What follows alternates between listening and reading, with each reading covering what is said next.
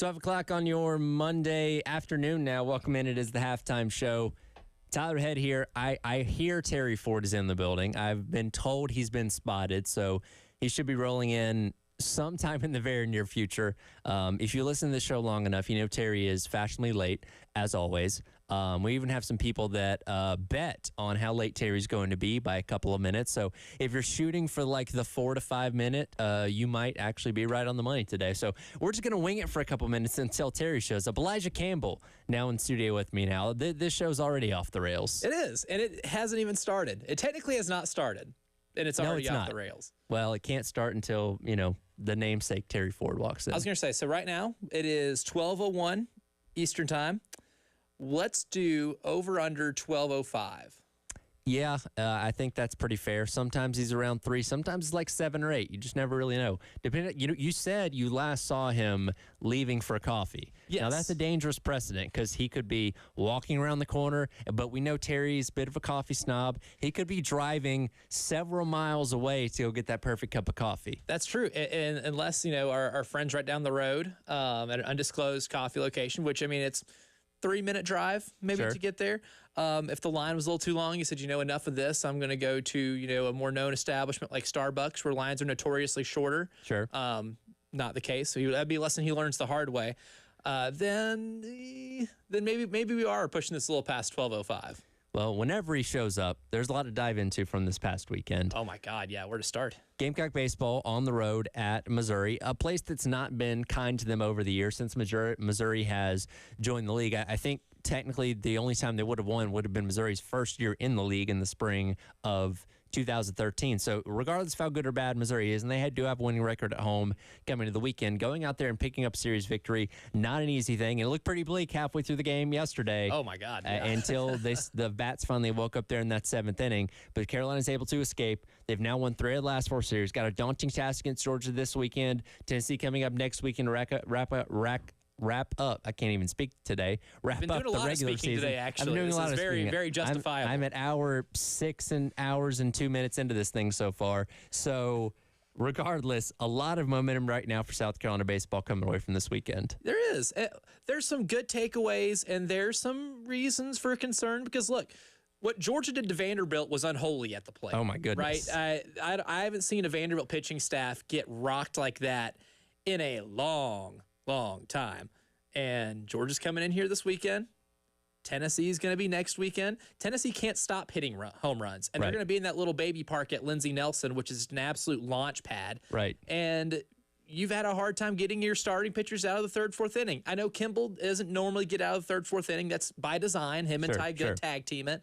So it's a little by design. But Eli's had some shaky starts on Saturdays. In the last 2, Dylan Eskew kind of came back to earth a little bit after a dominant performance against Kentucky, a sinker ball clinic against Kentucky. It wasn't as good here on yesterday, and you need to be able to pitch and be able to keep the ball in the park against these next 2 weekend opponents. Well, the crazy thing about Eskew is inning number 1 was lights out. I think if there were 9 pitches, man, we're off to a great start. And then he couldn't find the strike zone to save his life in the 2nd inning. And it's all right, well, I guess we'll go ahead and move him out. And tip of the hat to Garrett Gainey. Yeah. He was my MVP of the weekend because he got asked to come in not only on Friday, but on Sunday as well. 10 strikeouts through 6 innings of work. I think only gave up 2 hits over the course of those 6 innings. For as up and down as the season's been for him, and look, he's your classic kind of in his head type of pitcher guy. So when things are going good, they're going good. Things are going bad, they're going bad. They're going really good for Garrett Gainey right now, which hopefully can translate over these next couple series as well. Oh, yeah. That's what you learned. At least I think you did learn that your bullpen's been reliable. Sure. You need more out of your starting pitching, but Garrett Gainey gave you some really good innings. I know we talked about, on Friday, Ty Good doing what he does, but he's still on a roll right now. He had 7 strikeouts. Mm-hmm. And you're going to need that from those guys to be able to continue to go through this last gauntlet of the SEC you have. And, if you're able to split these series against Georgia and Tennessee, what time is it right now? 12:05? You hit it right on the money. Yeah, right on the money. Right on the money. Look. Let's be real here. I was upstairs listening to Meet the Grams. Oh, my goodness. I was busy. So I've gone down the rabbit hole. So I know Kendrick dropped. Thanks for jumping in, man. I know Kendrick dropped another track last night. Has Drake responded? Or no, did Drake not drop the track? I think dropped. Okay. Has Kendrick responded? I don't know. I haven't heard the new drop from Drake yet. Listen, there was a lot to keep up with this weekend. Well, Elijah said somebody put together the entire all the different catalog of this thing. It's like 35 minutes. I believe somebody put it all together from the start to now. So now that dude's got to, hey, bro, catch up. you got a couple more coming. So I didn't hear the new Drake, and I don't know if Kendrick Lamar has had a response to the new Drake yet. Got no clue. Yeah, it was a lot. It was a lot to keep up with. I'll say that much. This is nuts, by the way. This is just, hey, pick a side. I don't care. I got no dog in the fight. I am just captivated by the whole thing. Oh, I'm thoroughly entertained. I'm telling you. You know how I found out? How's that? 17-year-old son. Yeah, that sounds about right. Yeah, he was like, Dad, this is crazy. And I'm like, okay. Wait, we all enjoy good beef, good rivalry, Look, right? we all love a good beef. I don't care where it comes from. We all like a good beef. So. I think Kendrick Lamar has inspired us all. Like, I don't think we're all hating at our full potential because he's at 100%. I don't know if we're all there yet. All I know is keep it coming, fellas. That's right. Keep going. Entertain me. Please. Please. Thanks for jumping in here, my friend. I appreciate it. Even though you're wearing a Red Sox hat, I'll get over it. Nice work by you. Thank you. You can go now if you want. Okay, all right. You've had enough. Just holding down the fort till you got here. And I appreciate that very much. Thank you, my friend. All right, we are sitting here, halftime show. Terry Ford, Elijah Campbell, Tyler's here, Ed Bird. We got a crew hanging out. We're going to go till 3 here on the game. And obviously, we said this on Friday. Don't care how you do it. Don't care what the aggregate score is. No. Just go win 2 out of 3, at the very least, in Missouri. Mission accomplished. You move forward. Now you have 7 games left, 6 SEC games that are both series against top 10 RPI squads in Georgia and Tennessee. But you handled the one you were supposed to handle by taking 2 out of 3. Now, if you're sitting there saying, hey, sweep that Missouri team, they stink. Okay, I mean, feel how you want. But we went over this. Missouri, yes, they have lost 7 of their last 9 SEC games coming into the weekend. Yes, they're the second worst team in the SEC by record. But out of those 7 losses, 4 were by 1 run. And at home, they are obviously better than they are on the road.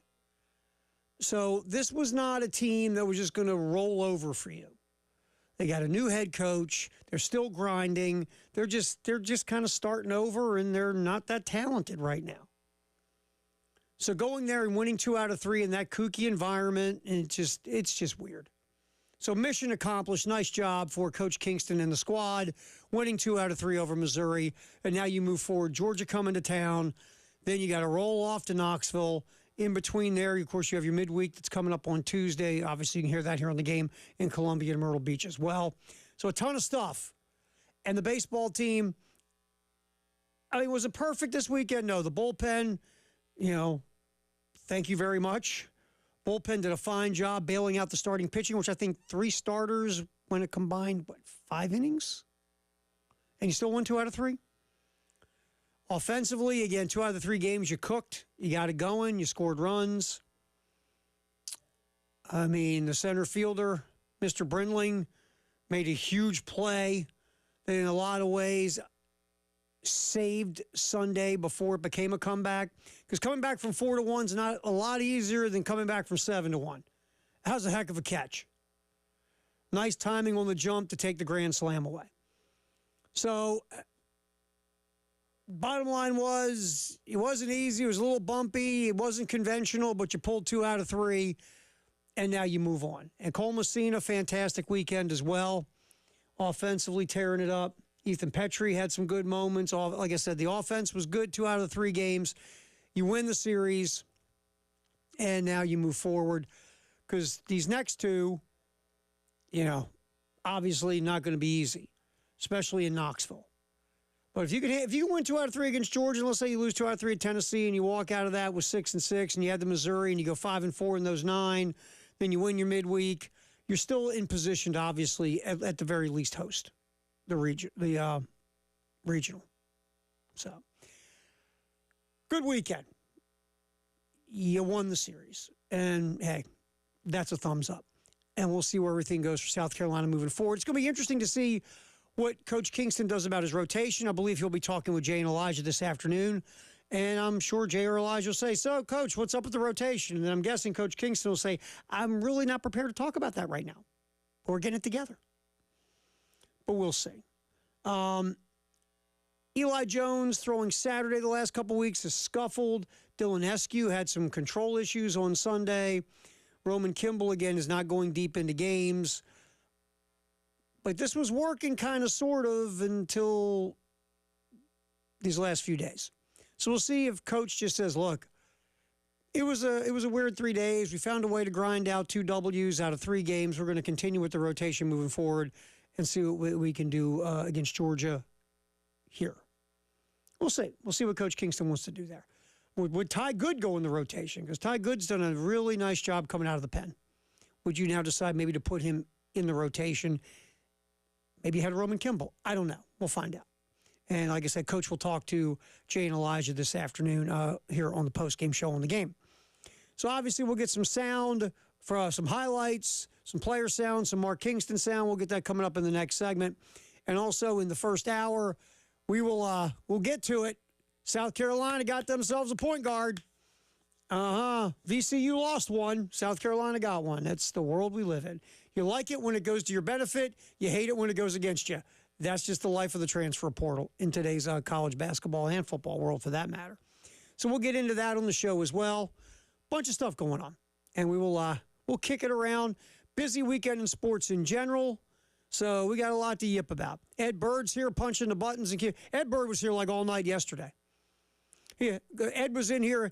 He was the director of Sunday programming here at 107.5 The Game in Columbia. Ed was keeping an eye on the Motor Racing Network NASCAR race for our AM station. He was keeping an eye on the baseball game for us here on 107.5. Had a rain delay in both. So Ed just slept here. He's in the same clothes, and he smells really bad. But he's here to punch buttons and make sure everything's good. We appreciate you, my friend, more than you know. Nice work. All right, we'll get back in here, talk some more baseball, hear from the coach, hear some players, throw a little highlight or two in as we continue on. Good weekend in Columbia, Missouri for Gamecock Baseball. It's Terry Ford. It's a halftime show. We're rolling up until 3 on the game.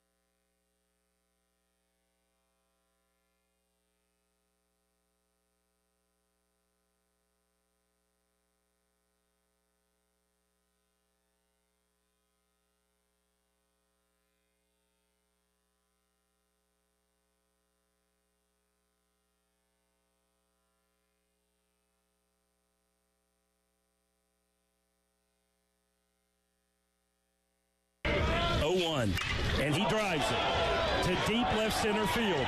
Brenling's not going to get there. Yes, he is. He makes a leaping catch at the wall, and he throws it in. 1 run will score, tagging at third. Oh, Austin Brenling back saves a grand slam. He gets a hat tip from Garrett Gainey. Brenling ran to the wall in left center and leaped and made the catch. Missouri makes it 4-1, but the Gamecocks will take that trade out. Oh, that was a fantastic catch. Number 2 on ESPN's top plays was the Austin Brenling catch, by the way. Phenomenal grab. And like we said in the opening riff of the show, that was one of those deals where it's only 4-1. It could have been 7-1. So a huge play to save 3 runs by Brenling. And, of course, South Carolina comes back with a lot of runs late in the contest yesterday to get the win over Missouri. All right, halftime show. Terry Ford hanging out. Ed Bird's here, too, as we go till 3 here on the game. We appreciate you here, whether you're in Columbia, Florence, or Myrtle Beach. All right, Mark Kingston, post-game, talking about the come-from-behind victory. All right, Ed Bird, let's start with Cut 6, talking about the team's resilience. Yeah, look, this team has a lot of heart. This team has a lot of fight. There's no doubt about it. And I think today was just another example of that. It looked a little bleak there late. It was 4-1 going to the 7th inning, and we couldn't generate anything. And once we got it going, we couldn't stop. It was a lot of fun to watch. Our bullpen came in and was just dominant, and we finally got our offense going again. It was just a very, very big win for us. Yeah, I mean, resiliency, absolutely. I mean, you're down 4-1. You're not really getting a whole lot going on offense, and then finally you explode in the later stages of the game to pull yourself a victory. And Cole Messina, jeez, how good has Messina been? Especially you look at yesterday, 3 for 5 with a double, solo homer. And if you go back to the midweek tilt against East Tennessee State, and you add in the 3 games against Missouri. Messina for the week, 9 of 14, 7 runs scored, 2 doubles, a triple, 3 homers, couple stolen bags, 10 RBIs. Phenomenal week for Cole Messina. Just a phenomenal week. And, I mean, offensively, again, since this team has had the lineup tweaked, the offense has really got cooking. All right, let's go to the next cut there, Ed Bird. Here's Mark Kingston postgame. Biggest takeaway from the weekend, cut 7. I mean, we did a lot of things great, and we struggled with some things too. So it's another SEC weekend. Nothing in this league is easy, including coming on the road. This is not an easy place to play. They can pitch, and they gave us everything we can handle. And so to come out of here with a series win is something we can definitely build on. Yeah, I mean, like I said, you take your 2 out of 3 and you move on, and you go, all right, we survived that. It's a kooky place to play. It just is. And you won the series, and now you move forward, and you continue to stack your momentum, right? I mean, that's really what you're doing. You won a series you're supposed to win, even though it was on the road. And winning on the road in the SEC this year has been a bear. You scored 19 runs in your 2 wins. You kind of overcame some issues with your starting pitching / opener. Your bullpen was nails, and you ended up finding a way to navigate this 3-game series by winning 2 out of 3. It's just that simple. And again, yesterday we talk about, resiliency and slow starts and getting yourself going. You won the first game, which meant all you had to do was split. And then all of a sudden you got a 4-1 hole. Could have been worse if it wasn't for Brenling. But after that second inning, Missouri did nothing on offense but post zeros. And then you cooked 8 runs in the last 3 innings, and you came from behind and got yourself a big win. And it was a big win. You didn't want to lose 2 out of 3 to the Tigers with Georgia and Tennessee coming up. So nice come-from-behind win. All right, and here's Mark Kingston talking about Roman Kimball and the good combo that he's had on Friday with Kimball and Good. Roman wasn't his normal self today. He fell behind hitters, just about every hitter. And then when he did, he had to throw the ball right down the middle, and they hit a couple homers off him. So he'll learn from it. He'll adjust.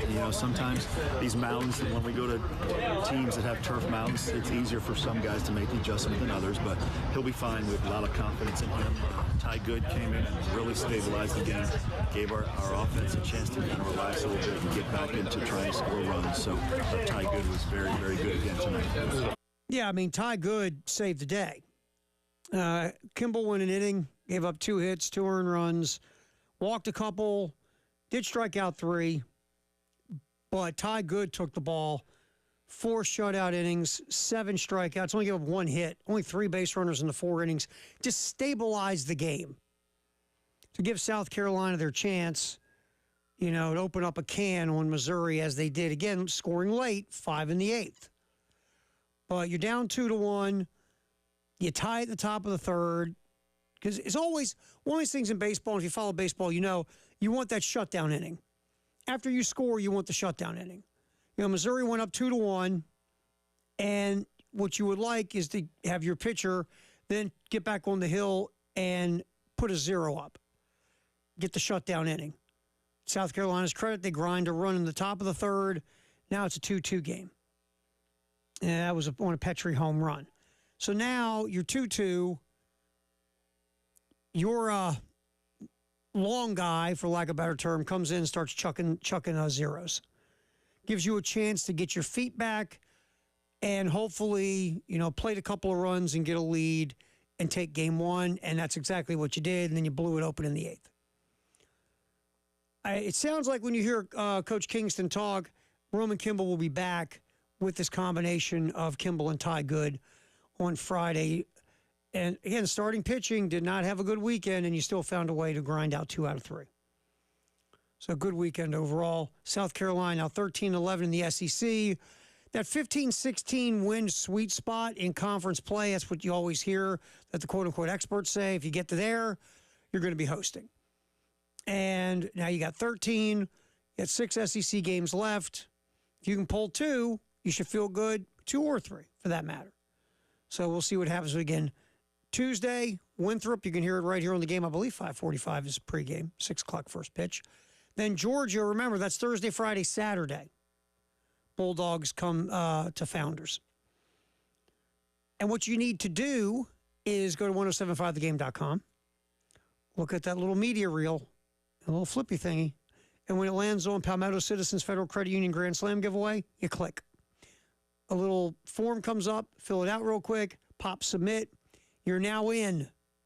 If a Gamecock hits a Grand Slam, you could win $1,175. Because if a Gamecock does go yard with the bases loaded, the next weekday morning at 7:30, early game will pick a winner. And if you registered, you'll be in the hat or the pot or wherever we're going to pull that thing out of. And if your name's called, you win the money. It's that simple. You just go and register. 1075thegame.com for the Palmetto Citizens Federal Credit Union Grand Slam giveaway. We'll get back in here. A point guard is going to show up to possibly run the show for the men in hoops. Nice little flip over the weekend. We'll get into that next. What's happening with Lamont Paris and his basketball team. Halftime show. Terry Ford, Ed Bird's here. We're going to 3 on the game.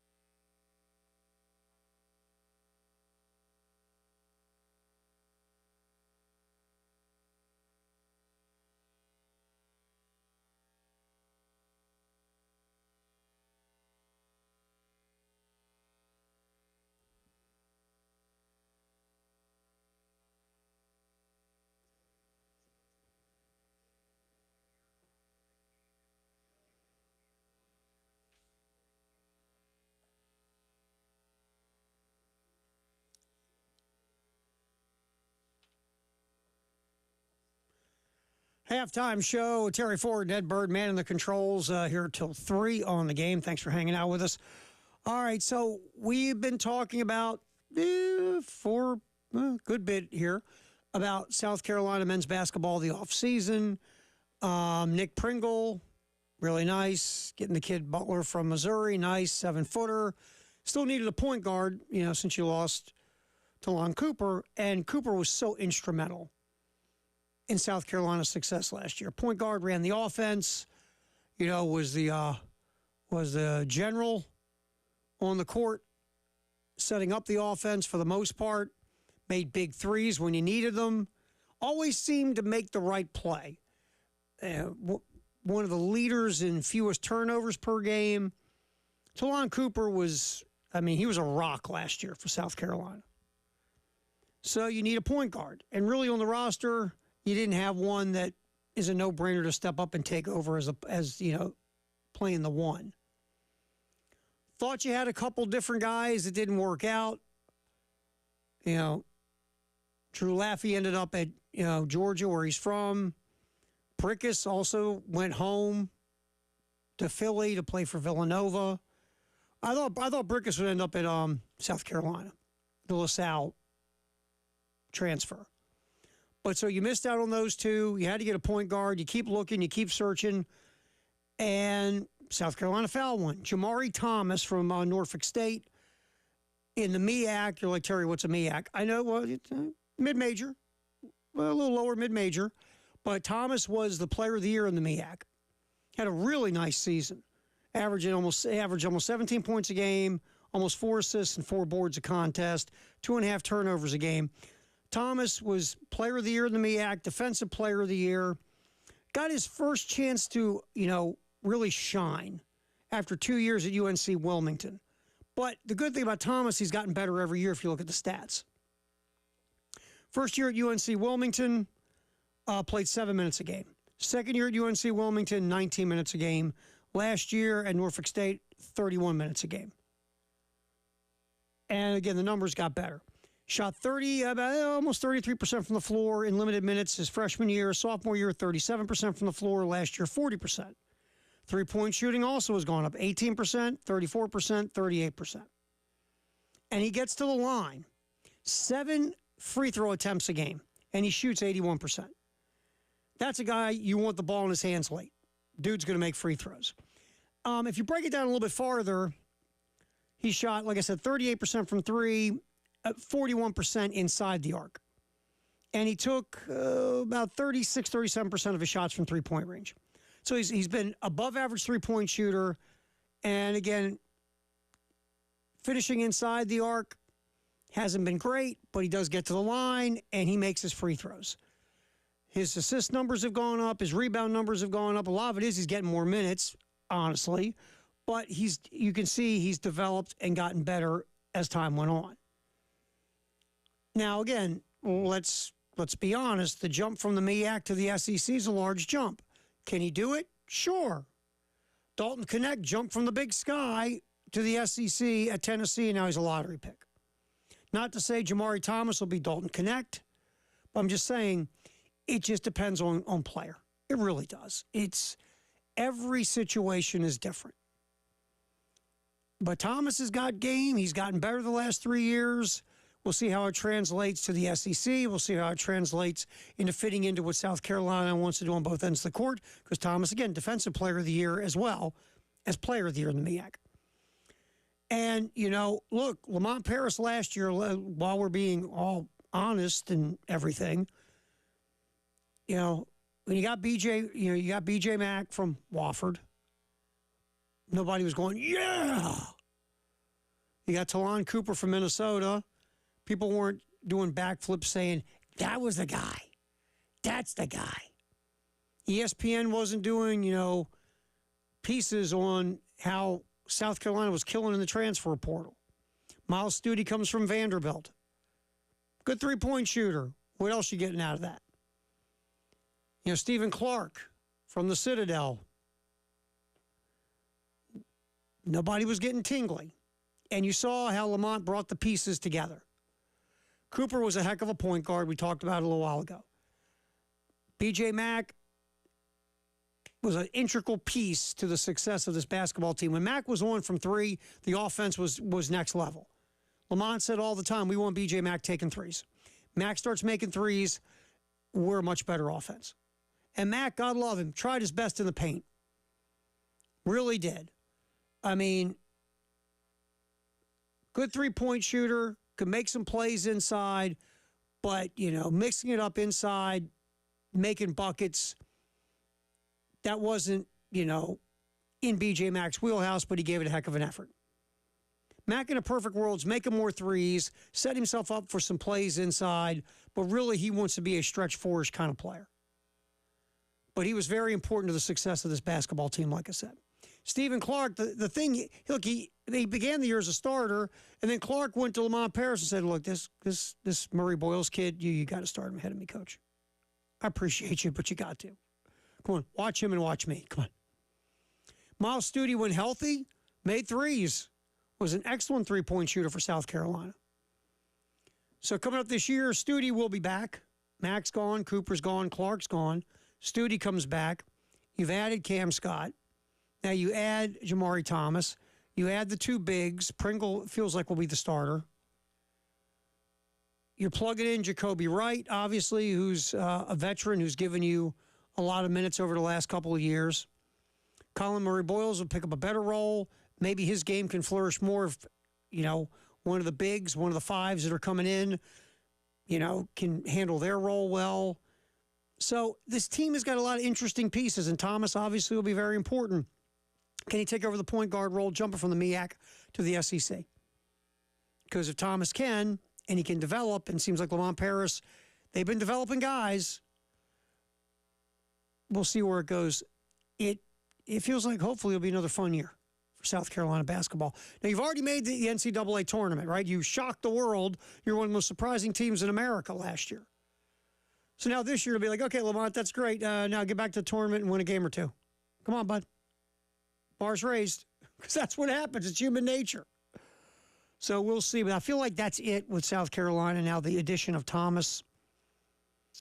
And hopefully, again, Thomas can take the point. We'll see who plays the two. Will it be Scott? Will it be Wright? How's that going to play itself out? Miles Studi, is he going to come back and play the three? Or is he going to come off the bench to give you some instant three-point shooting / offense? Colin Murray Boyles should, I'm guessing, play the four. And then I think Pringle will have the inside track on being the five. Seems like he got a little bit of depth, though, and some experience. So, again, this will be an interesting basketball team. I'm guessing they won't be picked last in the SEC at SEC Basketball Media Days. Just going out there on a limb, I'm thinking they won't be. So now we get a better picture and a better gauge of where this basketball team could be heading. And again, when you have the perimeter, some guys can mix and match. Let's say Thomas does start at the point. Then which way are you going with the 2 and the 3? You can mix and match there. And then Murray Boyles, what's his skill set? Does he become a stretch 4? Because remember, we were hearing about how he was nailing threes before he got mono. So is he going to be a guy that will give you more of a three-point shooting presence, sort of like Mac did in spurts last year? We'll find out. But it feels like it's coming together now. And, the addition of such a high-level recruit in Cam is a big get for Lamont Paris. You brought in 3 transfers in the portal. 2 veterans and 1 guy with a lot of potential. It wasn't tapped at Missouri.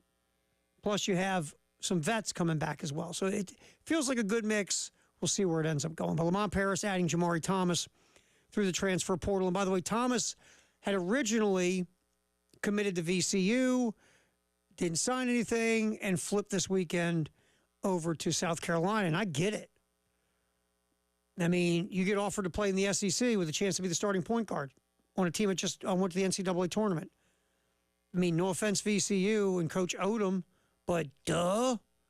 If I'm Thomas, I'm saying, hey, man, Richmond, this is a cool place, nice hang, but I'll come visit you sometime. I'm going to go play basketball in the SEC. And you see what Lamont Paris did last season with this basketball team. For Jamari Thomas, it's a no-brainer. Once you get offered South Carolina, you go. And like I said earlier in the show, when you're the beneficiary of the transfer portal like this, you're like, hey, man, it's just the way it goes. It's the rules. when this bites you, you're not as understanding. You're like, seriously? Then you're wondering, was there tampering? Did something happen here? You're not the NCAA can do anything to anybody anymore anyway. But, so Jamari Thomas flipping from VCU to South Carolina. And MEAC Player of the Year, MEAC Defensive Player of the Year. We'll see where it goes. But a very intriguing transfer portal get for Lamont Paris and South Carolina. Craft beer card is back. You can spend $30 a brewery, 12 craft beer locations, $360 value for only $79. Just go to 1075thegame.com, click on Sweet Deals, snag yourself a craft beer card.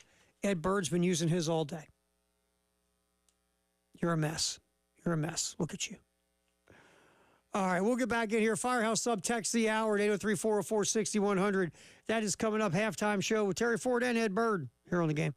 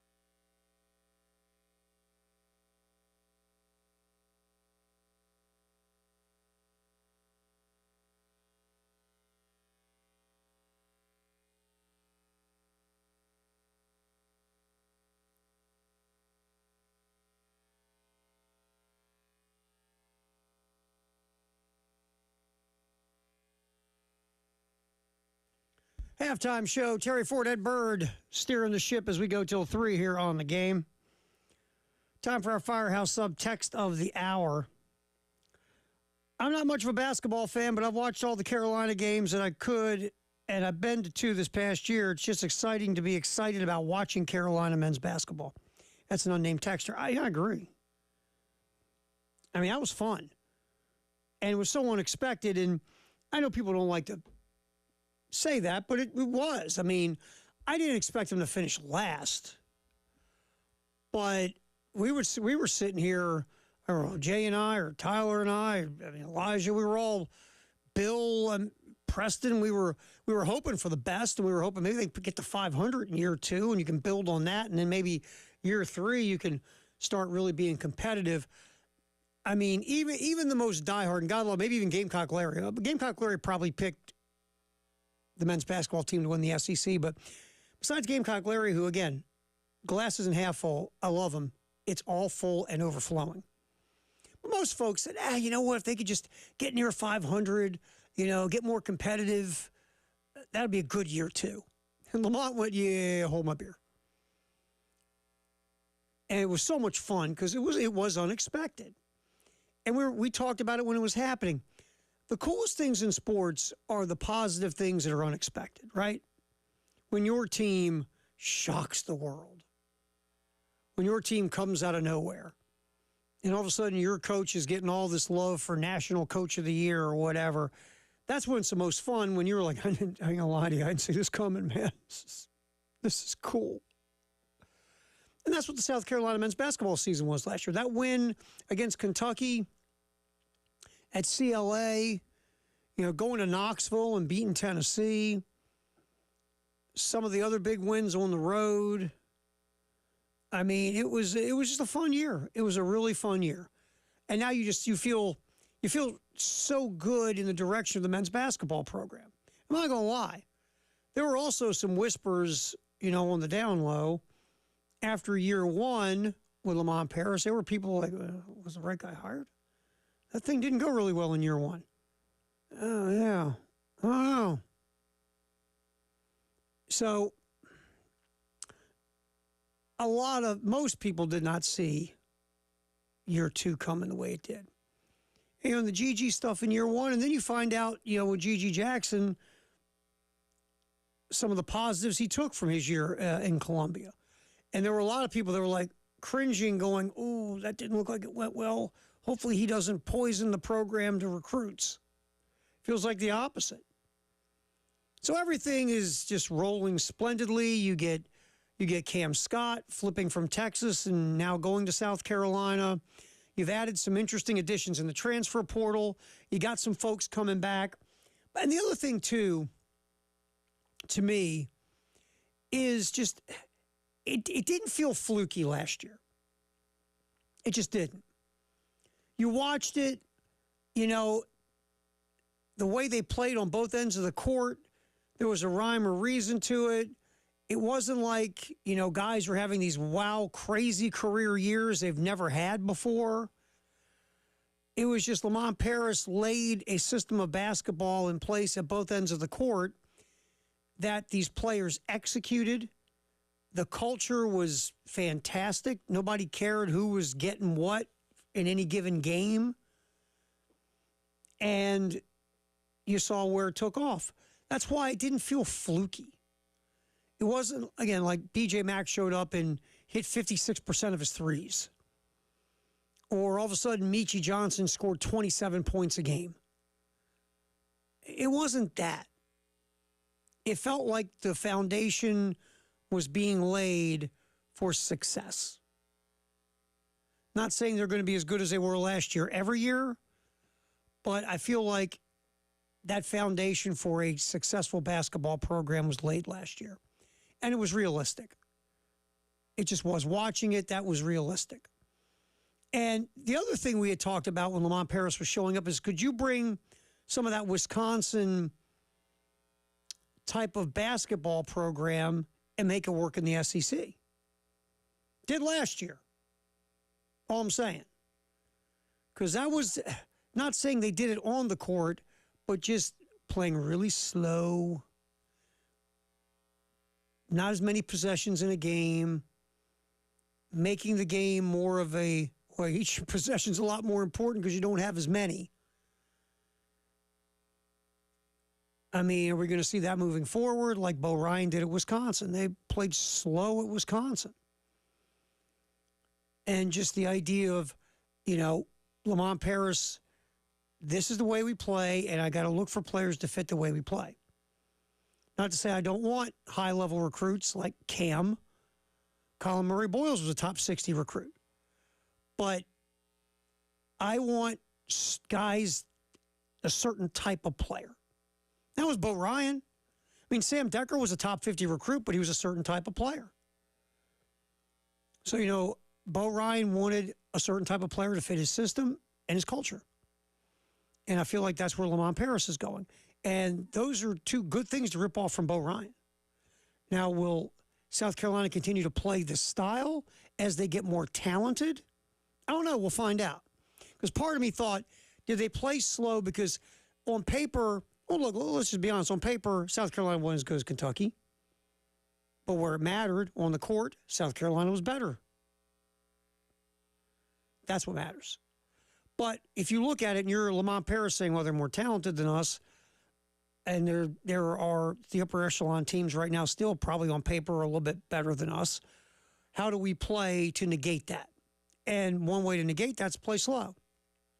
Suck the possessions out of the game. Give them less opportunity to have the ball. And you value the ball. You maximize your possessions on offense. You make it difficult for the other team on defense. Boom. There's your formula. Now, again, will that be the formula every year? We don't know. But we'll see. But that was sort of like the sausage being made last year with Lamont. And he learned from a really smart dude in Bo Ryan. So, yeah, thanks for the text. Yeah, that was a fun season of men's basketball here in Columbia. And I feel like I'm not just saying this because we're the flagship and we're supposed to say nothing but great things, but I feel like that it was a firm foundation being laid last year for moving forward to have a solid to good basketball program that is going to be competitive and get itself to the NCAA tournament a decent amount of times. Or maybe even better. Who knows? All right. Appreciate the text. Firehouse Sub text of the hour at 803-404-6100.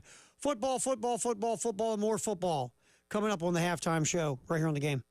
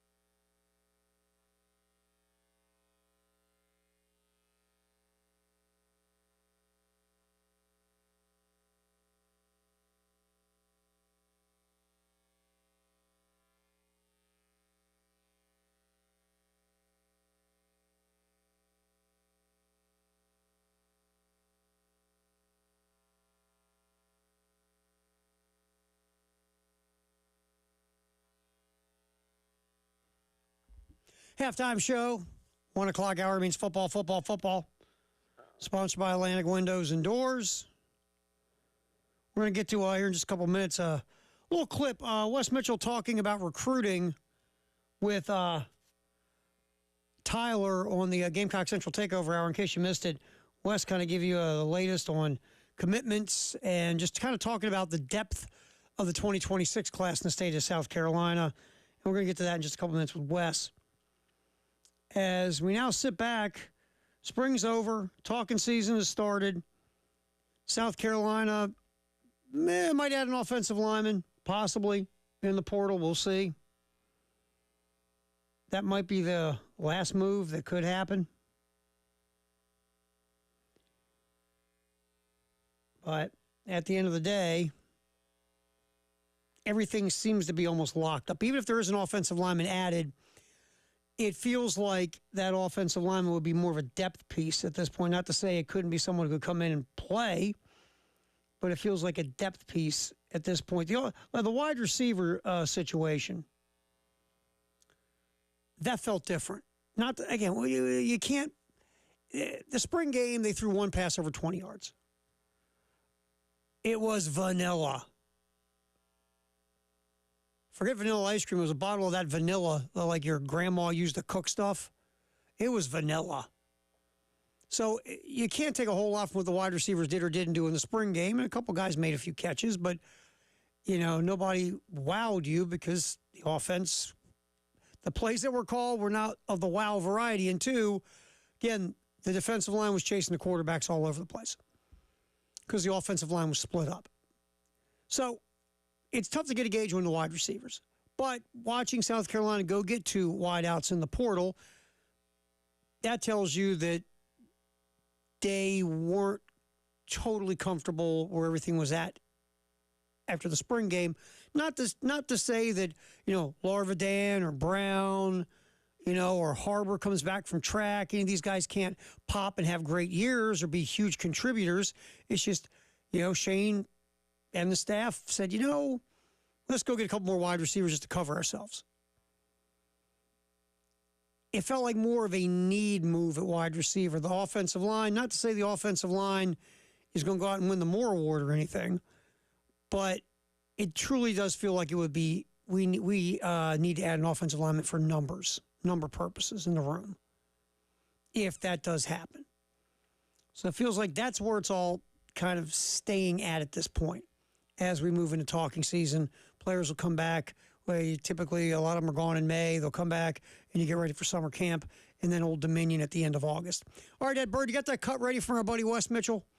All right, Wes Mitchell, Gamecock Central Takeover Hour with Tyler. They were talking about a 2026 commit and also the depth of the 2026 class in the state of South Carolina and how well South Carolina is doing right now regarding the 2026 recruiting cycle. Hit it, Ed. You look at this 2026 class, both from a South Carolina perspective and from a state of South Carolina perspective, and there's a lot, I think, for Gamecock fans, if we want to get a little ahead of ourselves here, to be honest, a lot for Gamecock fans to be excited about.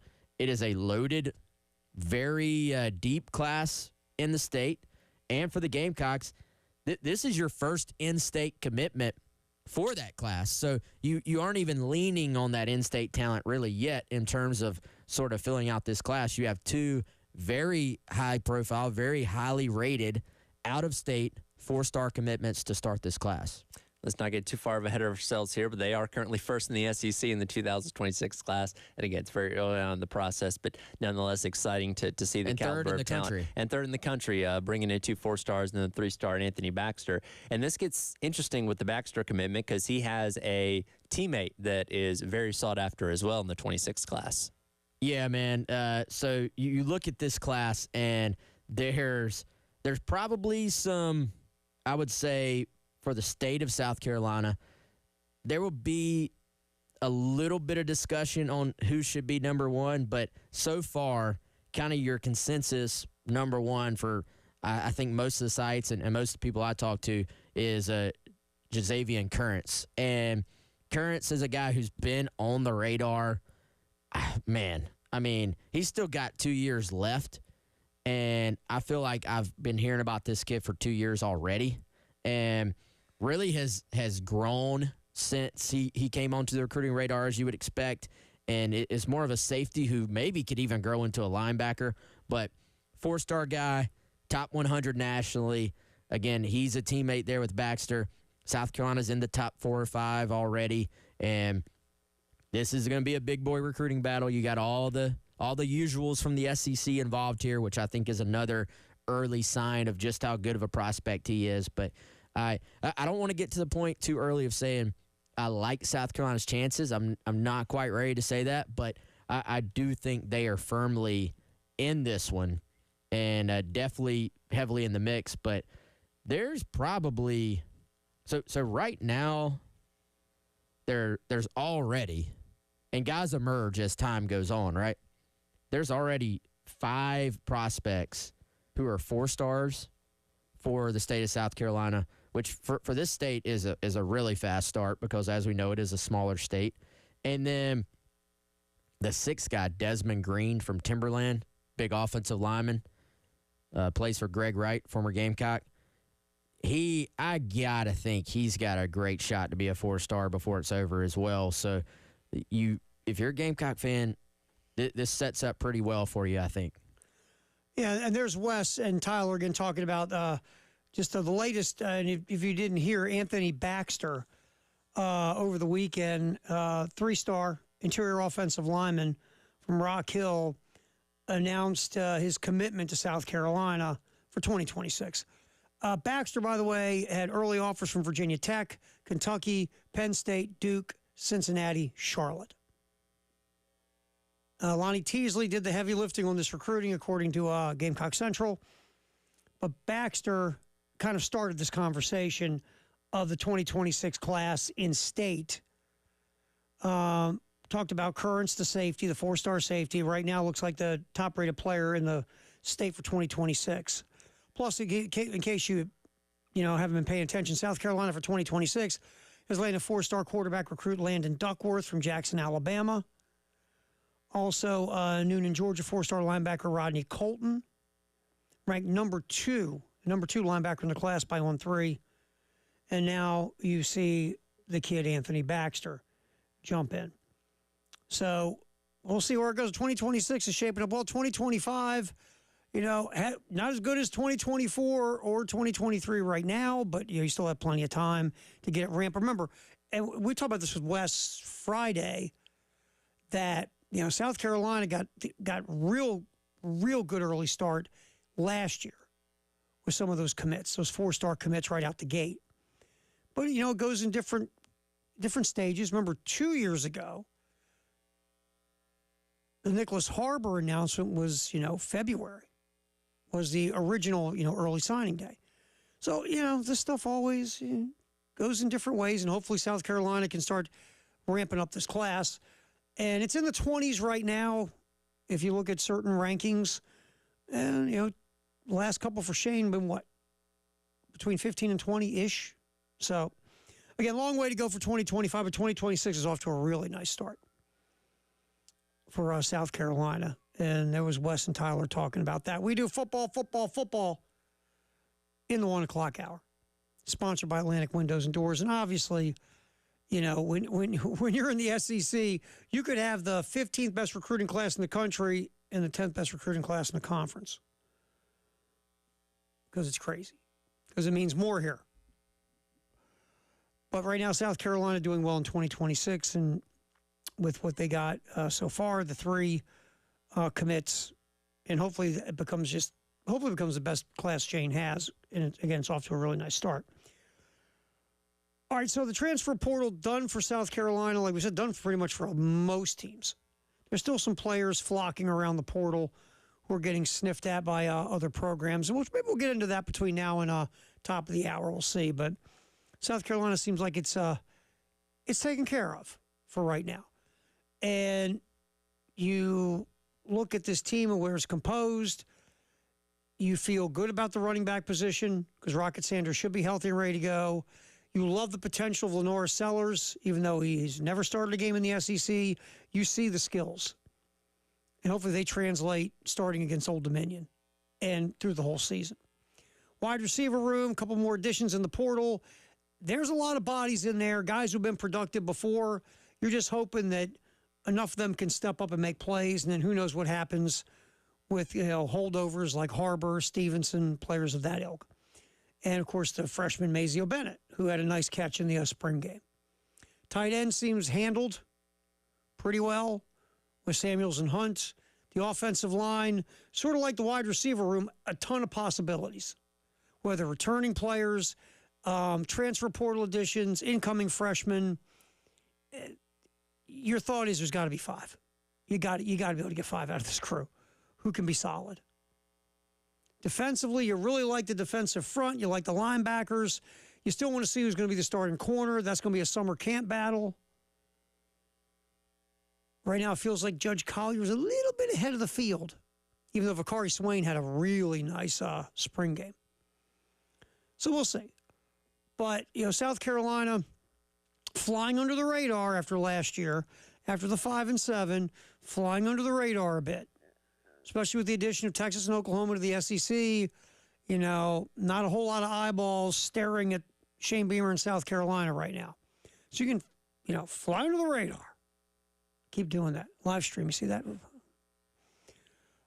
And with no expectation or pressure on you, we'll see where, I'm talking about a conference and national perspective. Here in Columbia, that 5-7, it's like, whoa, hey, man, we aren't going to be doing that again, right?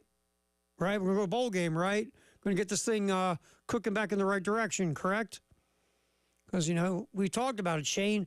Obviously Shane wasn't happy with last year. Yes, the offensive line was ravaged by injury, but if Shane was happy, there wouldn't have been the moves that were made on the coaching staff. A couple of those were guys went off for head coaching gigs, but also Shane made some, let someone go, moved another coach who then left. So obviously Shane took a step back and was like, all right, we ain't having no more bleeping 5-7s. What are we going to do here? Now I'm going to year 4. Let's take a step back and look, and what direction are we going to get ourselves back on the right track? So interesting team going into summer camp. We'll see where it goes. All right, 803-404-6100, that is our phone line and our text line. Our Firehouse Sub Text the hour will be coming up. It's football related. Kinda. Right now, that's the one I think we're going to pick, but you still have time to get us one. Might be better than one we've picked out already. 803-404-6100. Baseball this week. Here on the game in Columbia and also in Myrtle Beach. 5:45 pregame, 6 o'clock first pitch tomorrow versus Winthrop. Then Thursday, Friday, Saturday against Georgia. Thursday, everything gets underway at 7:45. Coverage starts at 5:15, an early start on Friday. Then Saturday, 1:45 is our pregame, and then, of course, no Sunday baseball. That's what we got going on in Columbia and Myrtle Beach for Gamecock baseball, coming off the 2 out of 3 series win over Missouri. All right, we'll get back in here, continue our road of football in the 1 o'clock hour. Let's expand back a little bit and look at the world of college football after all the spring practices and spring games. See if there's anything juicy to get into. Maybe there is. We'll find out next. Halftime show, Terry Ford, Ed Bird, right here on the game.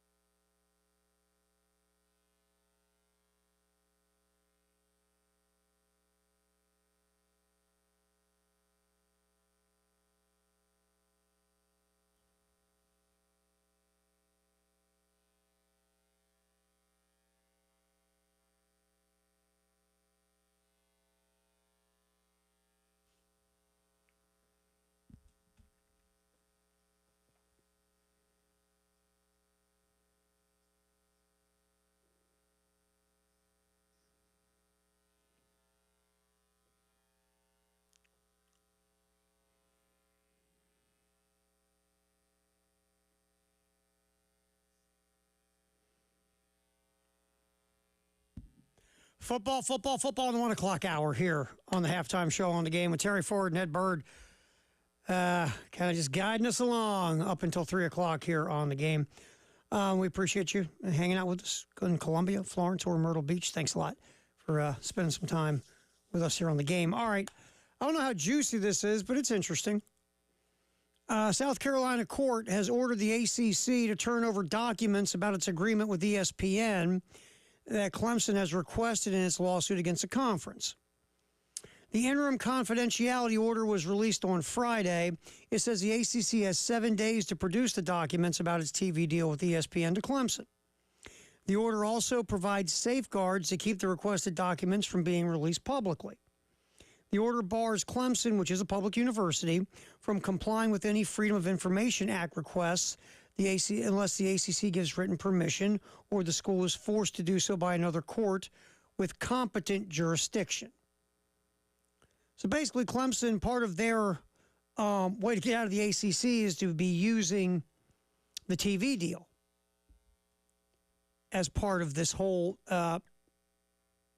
way to skate out of the ACC. And we've gone over this before. Clemson has claimed the ACC's $140 million exit fee is unconscionably high and unenforceable. School also says the grant of rights only applies if Clemson is part of the conference, and that if a school exits the league, it should retain control of the media rights to its home sporting events. I understand why Clemson's doing what they're doing and what the reason behind it. And yeah, some of that grant of rights is like, wow, really? If we leave, you keep we pay you. So let me get this right. We pay you an exit fee and you still keep our media rights fee.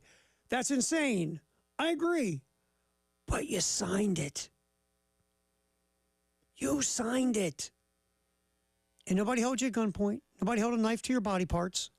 You signed it. Because you want to keep the ACC together. And now you want to get out. Because you looked up and went, gosh, man, that grant of rights goes for a long time. Look at all the money everybody else is making. We're screwed. I get it. Things change. Worlds change. Business markets change. But again, I go back to you signed it. Twice. Not once, twice. But if you can get out of it, hey, good for you. Good for you. So we'll see where Clemson goes and what their strategy is here. But they're successfully going to get the broadcast agreement between the ACC and ESPN to get the documents, and no one's going to be able to then use the Freedom of Information Act to snag them so we all can read the TV deal. So it would be kind of fun if we could get a chance to peek at that sucker. But that's the latest going on in the Clemson's version of trying to get out of the ACC suit.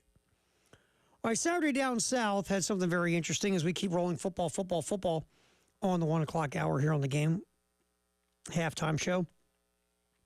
They do this thing called ceilings for every program in the SEC.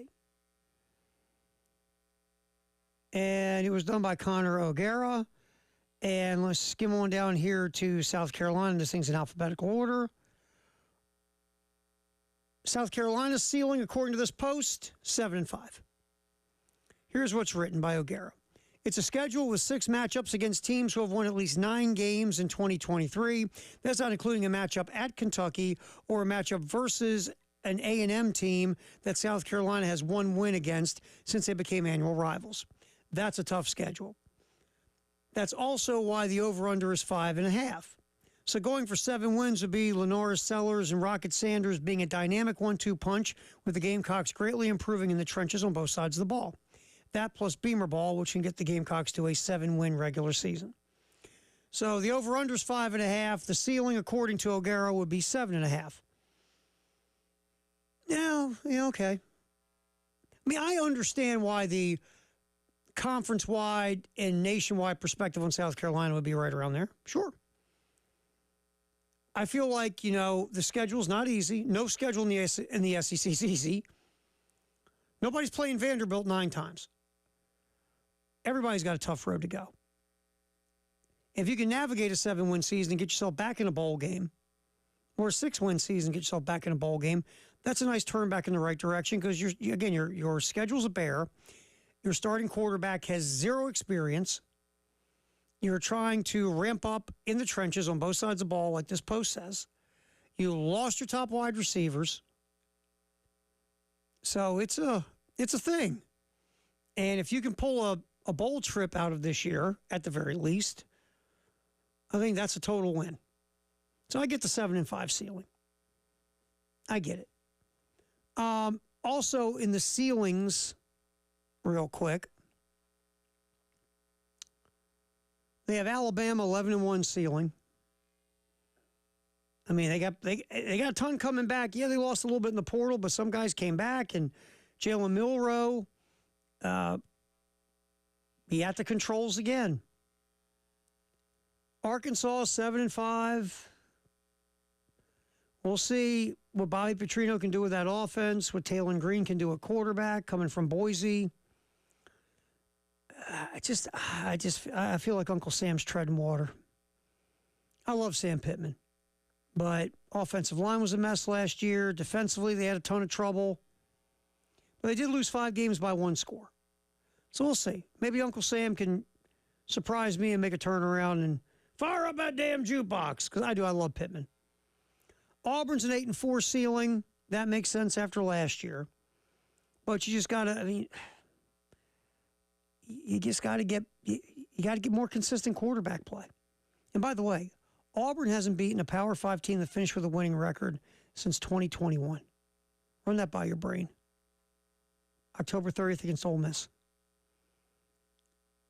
I mean, I think, you say what you want about Hugh Freeze, the person, but Hugh Freeze is a really good head coach. I could see that being Auburn's ceiling. Florida's a 7-5 ceiling. I'll say this, if Florida doesn't go 7-5, they're going to have a new head coach. Billy Napier's got 1 year to have a winning record, get to a bowl game. But this schedule, man. You look at the non-conference to go with the conference schedule. If Napier could pull a 7-5 out of this deal or an 8-4, that'd be something. I just got a bad feeling about our boy Sunbelt Billy. I think Billy Napier's a good coach. I say this a lot. You could be a good coach, but certain gigs aren't for you.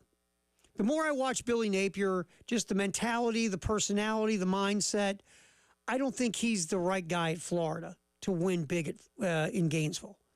Because the guys that win big in Gainesville have big personalities, big egos. Spurrier, Urban. I just don't think Napier's that guy. I think to win at a high level consistently in Gainesville, you need to be like Urban or Spurrier. I think Napier would go to a lot of places in the country and win and be very successful. I just don't know if Florida's the spot. But 7-5 ceiling there. Georgia, 12-0 ceiling. Obviously, Georgia last year was an SEC championship victory way over Alabama from possibly maybe winning 3 straight. Kentucky at 8-4. And look, with that, cream puff non-conference schedule, you can see them scratching and clawing themselves, obviously, in the bowl eligibility. 8-4, I don't know.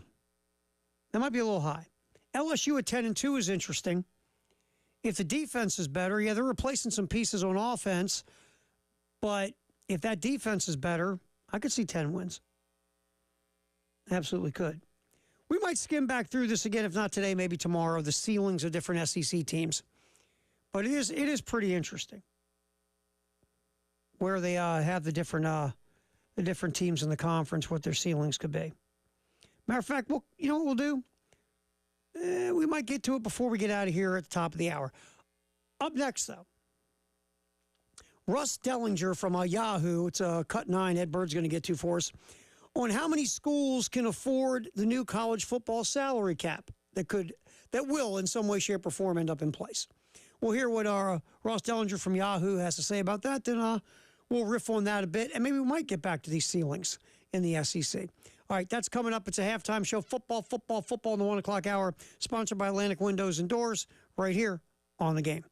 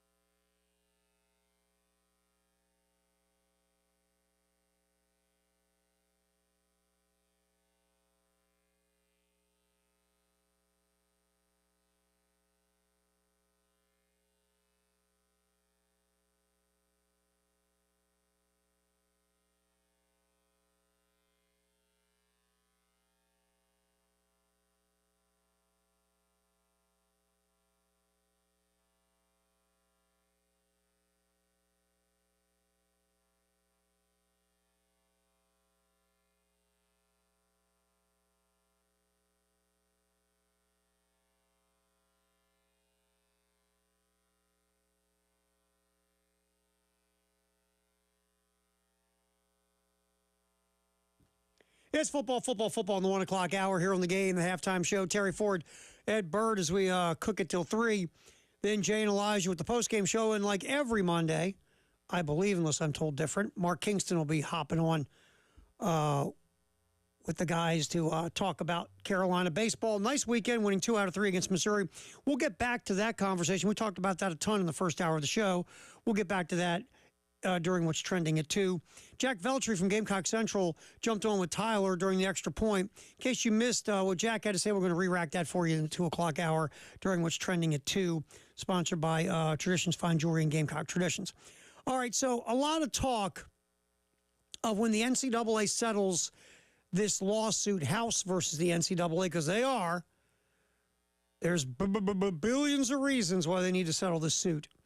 Part of the settling of that suit will be a revenue sharing system that will be put in place with the players, which obviously has to be bargained. So, yeah, we're heading down that road. Look, it was a matter of time. You want to get some rules and regulations in college athletics, you're going to have to bargain them now. Because the old model of the NCAA was deemed illegal by the Supreme Court, which last time I checked is kind of a big deal. They kind of matter. When they make a ruling, it kind of sticks. And by the way, they voted 9-0. 9-0 is getting boat raced and curb stomped and taken to the woodshed, all that at the same time. And then depantsed. So the old model, it's dead. Everything now is about not violating antitrust laws. The best way to stay out of court is to come up with some type of agreement where everybody that's involved in college athletics, from the players to the NCAA to the conferences and the universities and, I don't know, the cleaning people, everybody that's involved gets in a room, shuts the door, hammers out an agreement. Everybody agrees to it. It becomes a legal binding document. Then you have rules. Part of that is some sort of possible salary cap as well. That's been brought up by the new grand poobah of the NCAA. So will there be, I mean, the one that was brought up was, what, $30,000 per player? I don't know how that's going to jive with revenue sharing. We'll see. Obviously, this is a long way down the road. It's going to happen, just not like in the next week. But Ross Dellinger, who does a great job covering college football for Yahoo, here's Ross talking about how many schools could actually afford a salary cap if there was one in college football. Now, how many places can hit the cap? I was talking to a coach last night here in Phoenix. I had a number in my head of how many programs could afford to pay, upwards of $20-25 million. The number I had in my head was vastly different than the one that he said. What was yours? Mine was 15 to 20 schools. 15 to 20. Okay. Could Pat and I can play like that Price is Right game. High or low? And his was nowhere higher. Nowhere really near my number. I say much higher. Okay. I'd say double. I'd say 30 to 40. Yeah, easy. They'll there find you go. money. That's exactly what it was. It was 35 to 40. Yeah.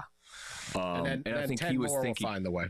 Yeah. I think y'all are right. When I think about it, because of the recruiting and the highly competitive nature of all that, as one AD here in Phoenix said to me, we can find the money. We can find the money some way. And I think that's what will happen. But they were going 25, 35, 40. Yeah, maybe a little bit more. But there's going to be schools in the Power 4 setup that aren't going to be able to hit the numbers. Just won't have the money. But they got to find it. That's just the way this world's going to go. There's going to be, but it reminds me of the model of baseball in a lot of ways, because baseball is the only professional sport without a salary cap. Even though there's going to be a quote-unquote salary cap in college football, the question is, and here's the problem, with baseball, there's no salary floor. Like you can cap at 20. Let's say you're capping at 25, 30 million. We're just making up a number like Ross used. All right, there's schools that can't get to it, but do you want to put a floor in place? They have to reach a certain number. Because if not, then you're not spending the money to make your program as good as it could be. And a lot of the TV money you're getting, what are you doing with it then? See, that's where all this stuff goes.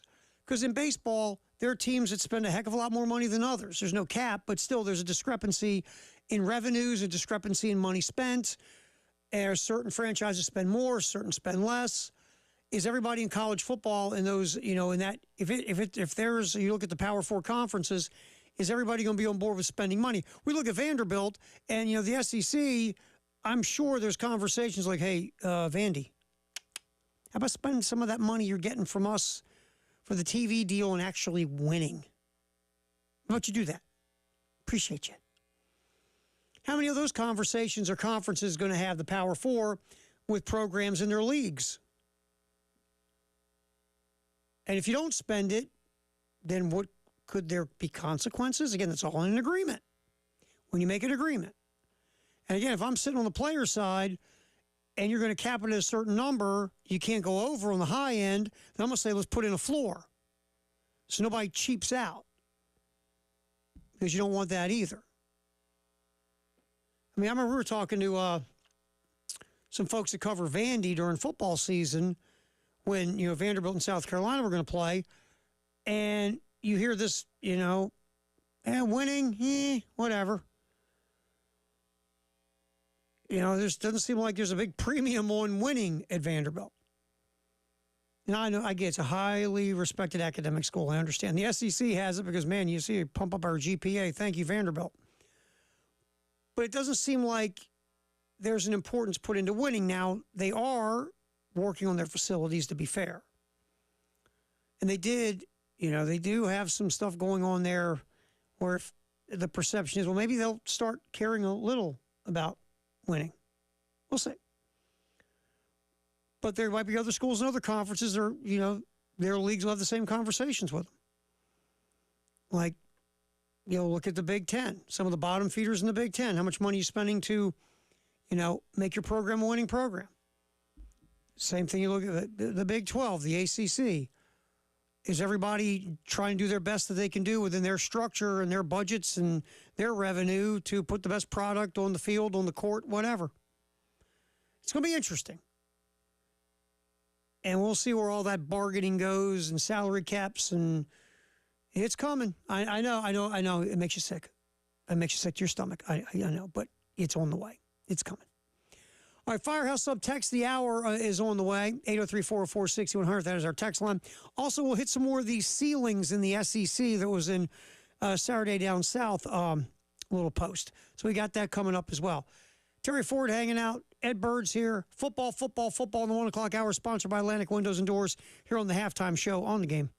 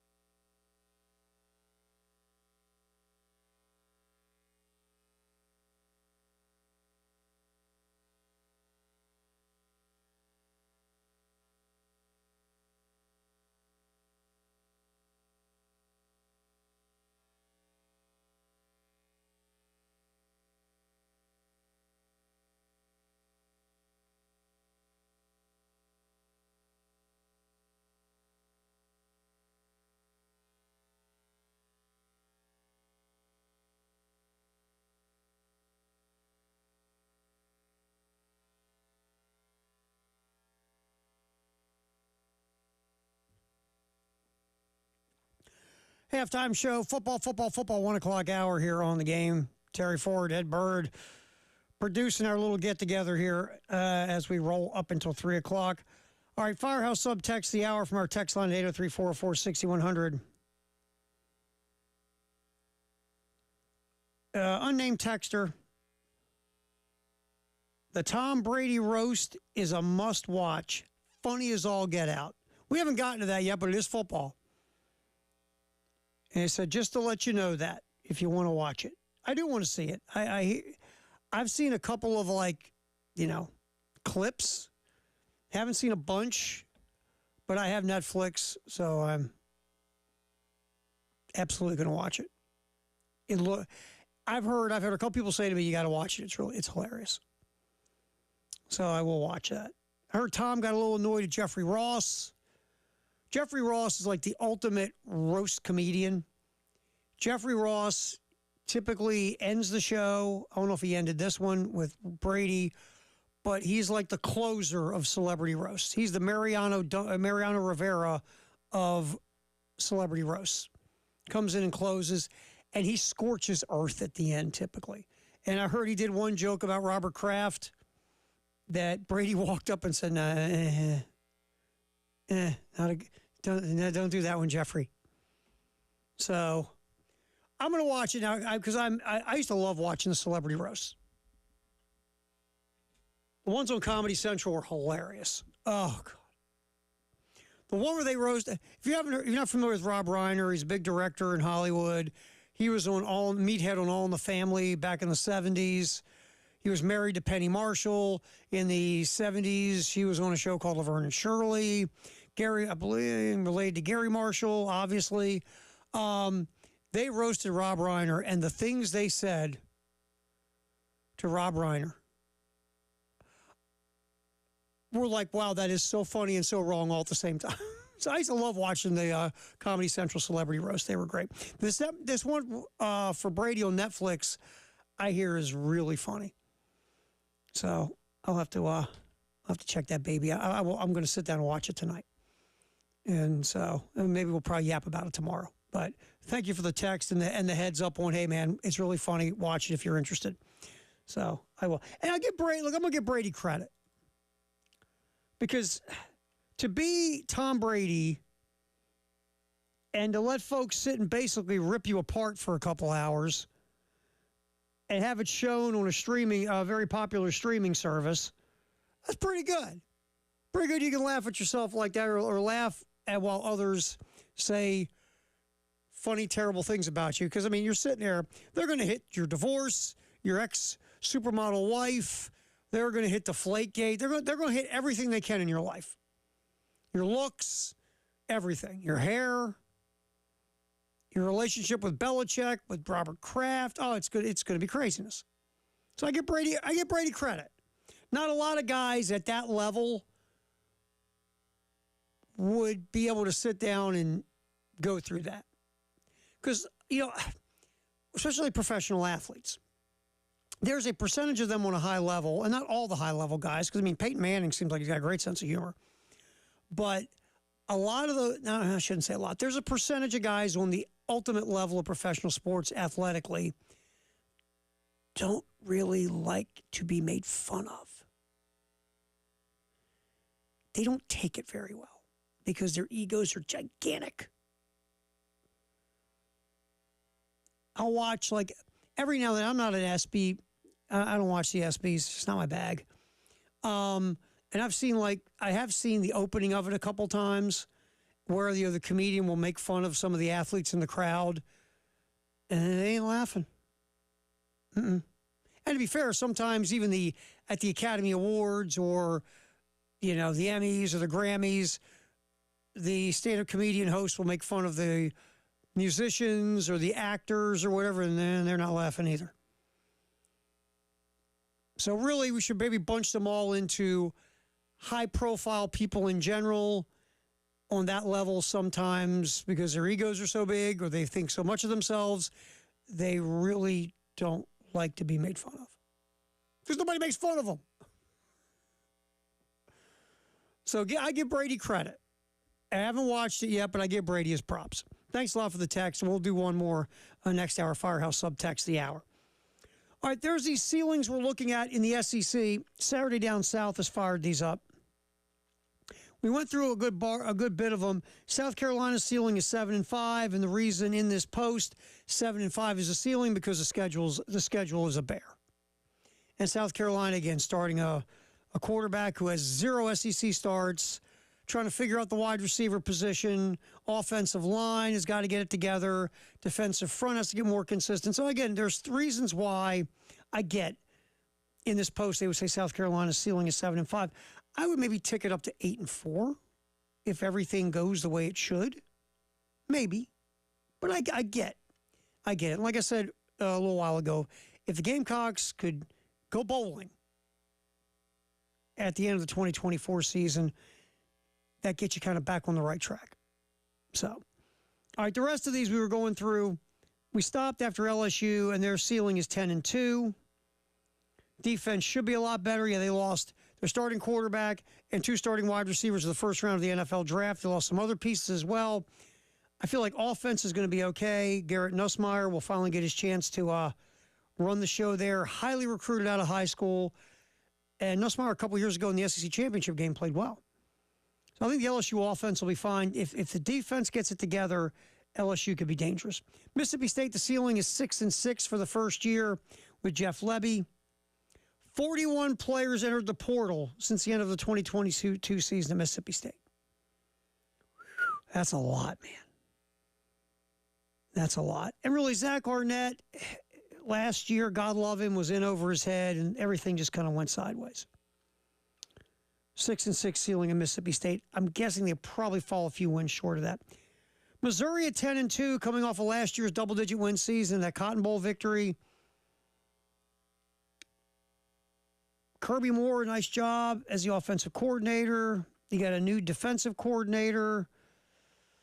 Lost some pieces on defense. You do have a lot of folks coming back on offense. I don't know if Missouri will reach 10-2, but I think they'll have a winning season. Oklahoma 9-3 ceiling. Last year, Oklahoma won 10 games. Oklahoma's schedule is also a nightmare. 6 teams who won at least 9 games. 4 of them were in the New Year's Day 6 or college football playoff games. Very tough schedule. Breaking in a new starting quarterback. We'll see. It's interesting. There's more of these we'll get to. Maybe we'll try to get to them tomorrow, but the ceilings for all the teams in the SEC from Saturday Down South. All right, coming back, what's trending at 2? Sponsored by Traditions Fine Jewelry and Gamecock Traditions. During our half hour, what's trending, we'll get to Tyler and Jack Veltri from the Extra Point talking about the Carolina baseball weekend. That is coming up next on the Halftime Show right here on The Game.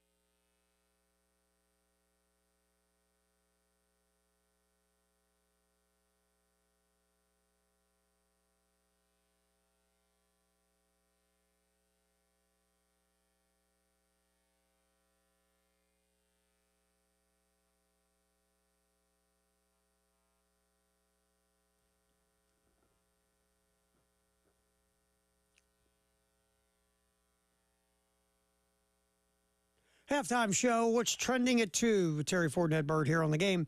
Sponsored by Traditions Fine Jewelry and Gamecock Traditions. What's trending, obviously, a very nice weekend in Columbia, Missouri for the Gamecocks, taking 2 out of 3 from Missouri.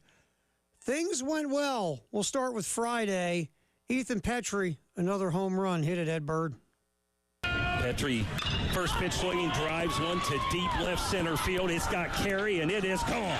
Off the light standard to the right of the video board. He tees off on that first pitch fastball, and Ethan Petrie drives it out of here to tie this game at 2. His 17th home run of the season, RBI number 45, and he didn't mess around. No, and that ball is shooting out of left field. Their outfielders really did not move, either one of them. Petrie with the home run. Cole Messina also a big evening on Friday, going 2 for 4, driving in 5. Talmadge LeCroy, 3 hits on Friday, a couple RBIs. That was all the positivity there offensively. Roman Kimball had a tough outing. 1 inning pitched, couple of hits, couple earned runs, couple of walks. Just a tough go for Kimball. Did strike out 3. And then Kimball came out, but Ty Good, who got the win to go to 5-1, was phenomenal. Held Missouri in check for 4 innings. Good only gave up 1 hit, walked 2, struck out 7, and you needed someone to come in and slam the door and say, "Hey, Missouri, no more for you." And that's basically what Ty Good did.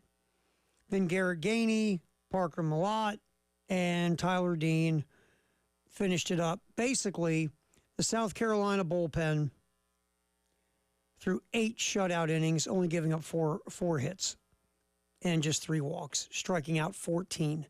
Excellent work out of the pen for South Carolina. Got the power from Petrie and also Messina. Messina's home run was a 3-run job. That's cut 2. Let's hit it, Ed Bird.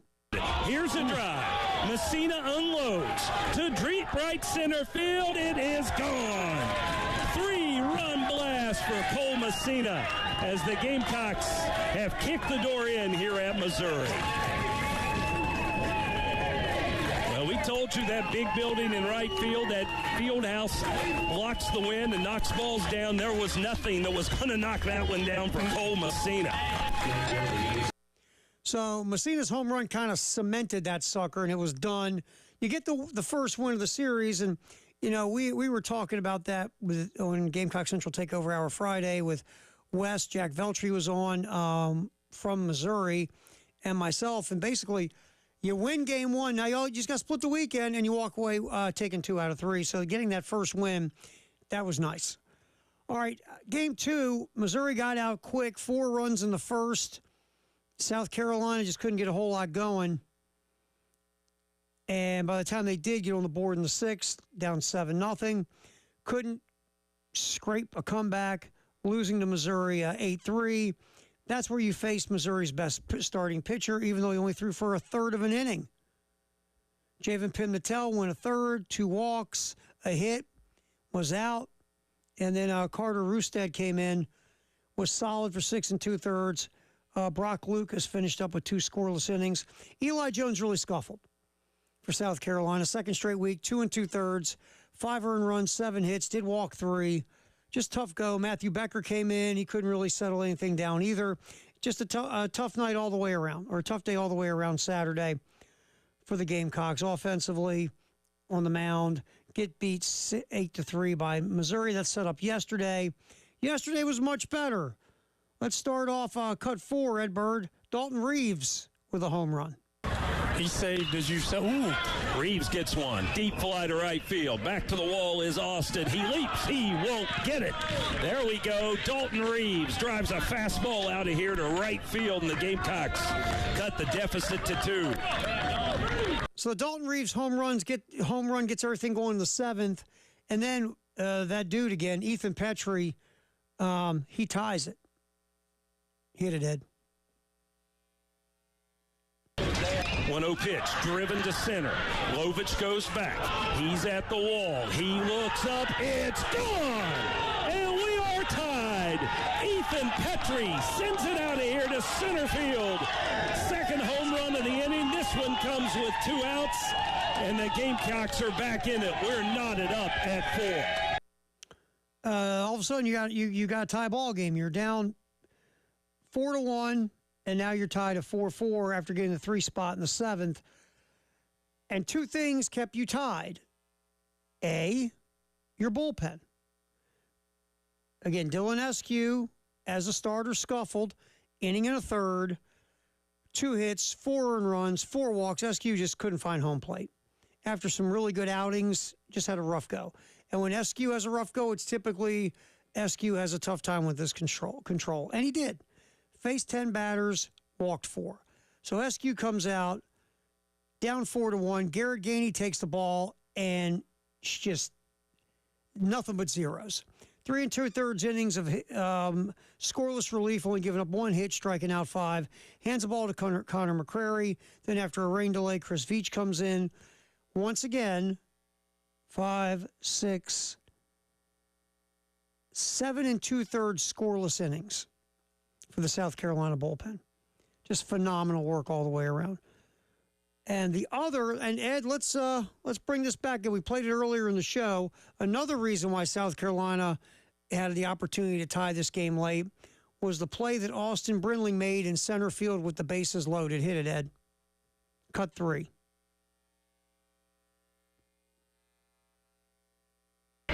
0-1, and he drives it to deep left center field. Brindling's not going to get there. Yes, he is. He makes a leaping catch at the wall, and he throws it in. 1 run will score, tagging at third. Oh, Austin Brindling saves a grand slam. He gets a hat tip from Garrett Gainey. Brindling ran to the wall in left center and leaped and made the catch. Missouri makes it 4-1, but the Gamecocks will take that trade out. Again, unreal. It's a really nice catch by Brindling. Instead of being a 7-1 game, it was only a 4-1 game. So that was huge. And then you just heard the home runs off the bat of Petrie and also Dalton. Messina, another big game, going 3 for 5 with that 9th inning home run that you heard a little bit ago. Messina just had a great week. Fantastic week for Cole Messina. Also, Ethan Petrie with his 2nd home run of the series on Sunday. Blake Jackson also ripped 3 hits in the game. Dalton Reeves, a couple of knocks. Gavin Casas also 2 hits. South Carolina with 13 hits on Sunday. And their bullpen, like I said, 7 2/3 scoreless, only giving up 2 hits. And South Carolina rolls and gets the W and wins 2 out of 3 in Columbia, Missouri. So that was a huge what's trending at 2. From yesterday. Also, some other stories. Dallas Mavericks have moved to the 2nd round of the NBA playoffs. Jason Kidd gets a contract extension from the Mavericks as their head coach. Kidd's done a nice job in Dallas. I mean, his head coaching tenures before with the Nets and the Bucks were kind of mixed. There was some good and there was some not so good. But Kidd seems to, look, you grow, you evolve, you learn. Sometimes, retread coaches are just that, retreads. They're not growing, evolving, learning. They're just doing the same thing over and over again. But it seems like Jason Kidd has evolved. And he's already got, skins in the game because the guy's a Hall of Fame point guard. So you figure players are going to pay attention to a Hall of Fame point guard. So he's got that cred with players. He just had to learn the craft of being a head coach. Also, Kidd gets his extension. Now, this is not a coincidence. Comes just days after ESPN's Dave McMenamin reported that Kidd's name had been mentioned as a potential candidate for the Lakers head coaching gig. And I've said this before. It doesn't matter who coaches the Lakers. You got to have a real GM to put a roster together around LeBron and Anthony Davis. Until you get that, it doesn't matter. You can go get Pat Riley. Hey, Pat, tired of making all that money with the Heat? Come on back and coach the Lakers, please. Doesn't matter. Dig up Red Auerbach. It's not going to work. Phil Jackson, Greg Popovich. Roster's flawed. But Kidd's name came up. Kidd's agent smart, leveraged it into a contract extension for his guy, Jason Kidd. Smart move. Very smart move. So Jason Kidd getting a contract extension from the Dallas Mavericks. And, of course, we saw a Game 7 in the NBA. Cleveland won like they should have, came back from 18 down early. There's no reason the Cavaliers should lose to Orlando. Just not, and Cleveland looked like they were in trouble for a little bit. That's okay because Cleveland will lose to Boston. I'm not sold on the Celtics, but I just don't think the Cavaliers have the offensive goods to beat Boston. They have the offensive talent, the potential, but I think the Cavaliers need a new head coach. You got to get a head coach in there who's got a resume of winning, because there is a lot of talent in Cleveland. All right, then we've got the Knicks. They're now going to go into the second round of the NBA playoffs against Indiana. Knicks should win. I mean, Indiana, they can score, really good on offense. Sometimes they decide to sleep on defense. I just think the Knicks are the better team, and they'll win. And I think they'll move on to the Eastern Conference Final. I think Boston and the Knicks, that's going to be very interesting. Boston could lose that series, even though they're better. So anyway, NBA playoffs. There's a little NBA playoff riff for you. And let's get this cut. We want to get this in before we, next segment, we're going to have Tyler from the Extra Point, Tyler Head's conversation with Jack Veltri about the weekend for the Gamecocks in Columbia, Missouri. We're going to get Jack's perspective from Gamecock Central. Come to the next segment, re-rack that interview. Real quick, the Kentucky Derby was nutty. The NASCAR was nutty. Let's start with the Kentucky Derby finish, Ed Bird. Cut 10. It was crazy. There on the far outside, here comes a run from Stronghold and Resilience has now moved up to take the lead as Fierceness is given way, coming by the 16th pole, and Mystic Dan has now come through on the inside. It is Mystic Dan down toward the inside with the lead in the final 16th. Forever Young, Sierra Leone is coming. These three coming down to the wire. Who's it going to be? Oh, it's a photo of the Derby. A photo. Was it Mystic Dan or was it Sierra Leone? Forever Young was between them, catching freedom, finished fourth. That was crazy. Photo finish by a nostril. Mystic Dan by a nostril hair, Ed Bird. A nostril hair. Mystic Dan won the Kentucky Derby. Fierceness was a huge favorite, and out of 20 horses, Fierceness finished 15th. So it's just a crazy race. A couple of horses, Sierra Leone was talked about as one of the second-level favorites after Fierceness. And Forever Young, I believe, Asian horse that was brought to America, has a great kick. A horse that's a great finisher with a great finishing kick, and almost pulled out a W. So just a crazy Kentucky Derby. Mystic Dan, 18-1 favorite. Yeah, exactly. Wins the Kentucky Derby. A couple of quick little notes from that. The Derby drew 16.7 viewers, most since 1989. Part of that is obviously the gambling culture in our country has kicked up another 10 or 15 levels. And two, more people are watching live sports. I keep saying this. Live sports is a thing now. In our streaming, binge watching, on-demand world, live sports has kind of moved front and center. It's happening in real time, and you're kind of watching possible history all the time. Live sports has become more of a thing that's been in a long time because just kind of the way we are. And I think the gambling angle is a huge thing too. I really do. But 16.7 million viewers, up 13% from last year. Watch the Kentucky Derby. And to my point, a record $210.7 million was bet on the Derby.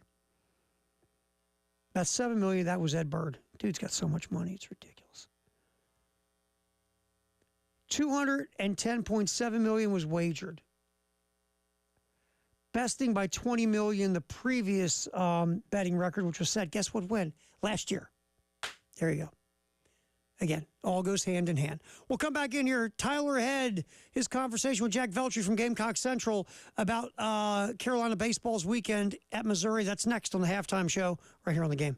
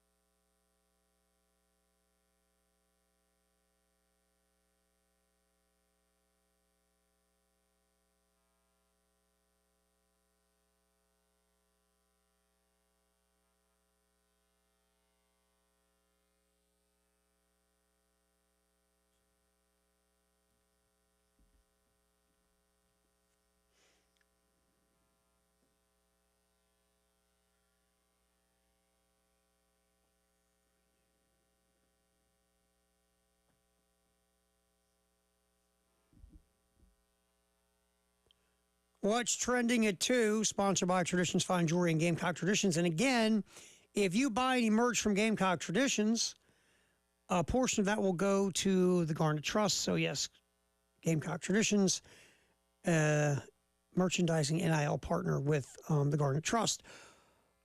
All right, before we get to Tyler's interview here real quick with Jack Veltri from Gamecock Central, also want to remind you, we have tickets. Asia Wilson's back this weekend as the Aces take on the Puerto Rican national team at CLA. We're going to have tickets for you this week, so you can go over and check that out. All right, so Tyler Head, Jack Veltri, their conversation about the South Carolina weekend in Columbia, Missouri, taking 2 out of 3 from the Tigers. Here was that conversation earlier this morning. We're racking it for you right now in the game.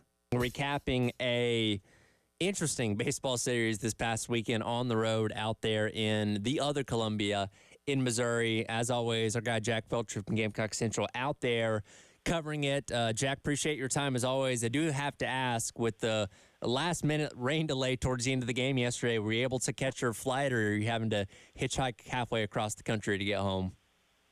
So, first off, thank you for having me on, as always. But, so what I did was I looked up flights for Sunday night, thinking, okay, maybe there's a chance I can make it back. And I did this about a week or two ago. But, I think the latest flight out of St. Louis, because that's where I was flying out of, because Como was insanely expensive, was maybe like 5 o'clock. And I knew I was going to make that anyway. So even with the rain delay, I mean, that just happened. But I decided to book a flight for Monday afternoon. Yeah, I'll be once I'm done with you here, I will be packing up and hitting the road 2 hours to St. Louis and flying out this afternoon. Well, as goofy as I think turf fields are, especially at the college level, that at least kept the rain delay at a pretty short minimum last night. It could have been a whole lot worse.